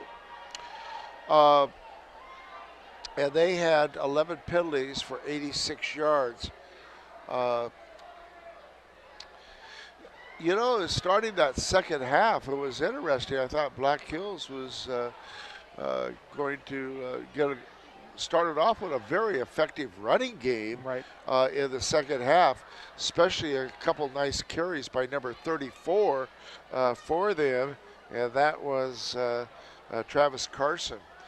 He had a 22-yard carry there in the second half, and they marched right down the field at the beginning of the second half. So, Black Hills, 6 first downs, total of 171 yards, 144 on the ground, and in penalties they were 11 for 86. They had number 4 scored a touchdown for them, and that was Xander Shepler.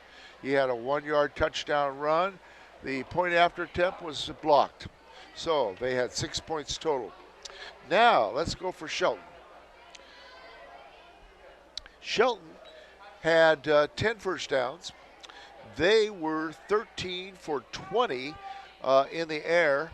I thought Mason Goose had a good night. He had a total of 177 yards passing. His leading receiver was number 3, Menifee, Gabriel, yeah. He caught one for 16. He caught another one for 7. He caught one for 37, one for 16. So he had quite a night.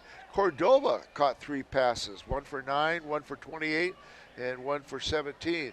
So those were your 2 leading receivers for Mason Goose tonight.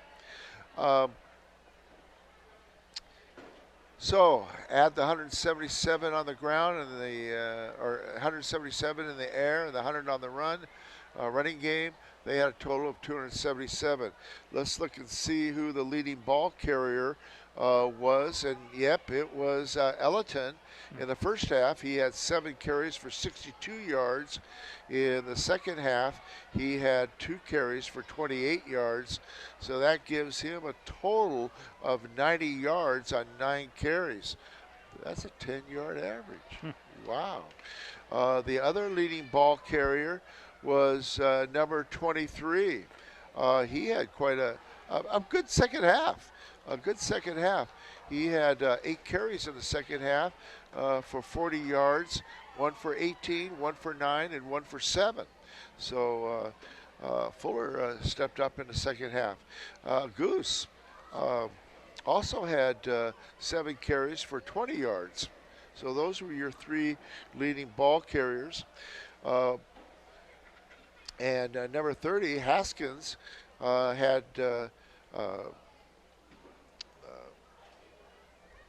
2 carries for 9 yards, and he scored a touchdown. And let me go over the scoring summary for the Highclimbers. Sure, go ahead.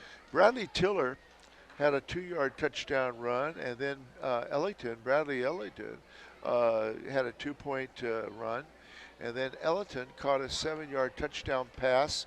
The 2-point attempt was no good, and that made it 14-0 at halftime. In the second half, we had a 12-yard touchdown run by Ellington, and the 2-point attempt was good. Then we had a 5-yard touchdown run by number 2, Jude Sosky. And then we had Haskins score on a 5-yard run, and then the 2-point conversion was good. So that made the final score 36-6. So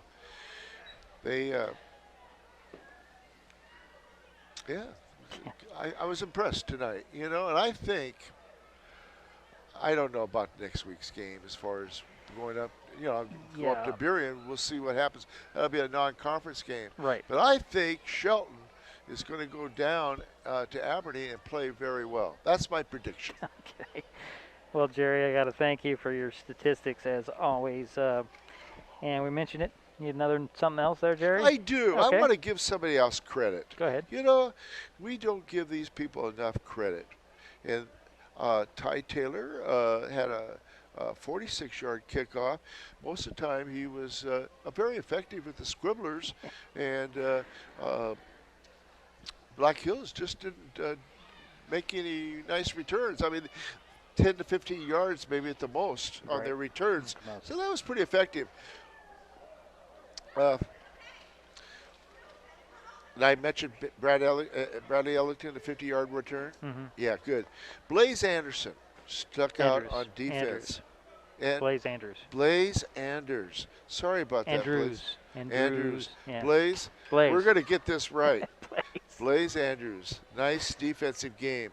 Ryan Makowitz, number 44. Good game. Ellington, also a very good game. Carter Whitney was in on a couple nice plays, defensive plays. I'm sure I missed a few players, but at least I would like to give those players, Blaze Andrews, Ryan Makowitz, and Carter Whitney, and Bradley Ellington credit. And so anyway, pleasure tonight working with you. All right, Gerry, thank you very much. Next up, as we mentioned, the Highclimbers hit the road. This was the final home game of the season.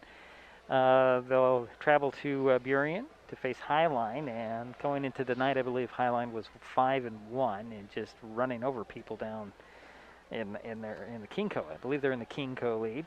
We'll be on hand for that non-conference game next Friday. In 2 weeks, Shelton heads to Aberdeen. We'll be there as well. I got clearance from both athletic directors. Good. So we'll be on hand for all of that. The Wolves have Tumwater next week in WF West. The week after, both those games will be at Tumwater District Stadium. Yeah, it doesn't get any easier for Black Hills. Yeah, not at all. All right, my thanks to Gerry, as always, for his help with tonight's broadcast. The final again, Shelton 36, Black Hills 6. Thanks for joining us. I'm going to go. If you enjoyed tonight's broadcast, please give us a like. You can find us on Facebook and Twitter with @MasonWebTV. Also consider subscribing to Mason Web TV's Facebook page and or YouTube channel. And remember to hit that bell to be notified the next time we go live.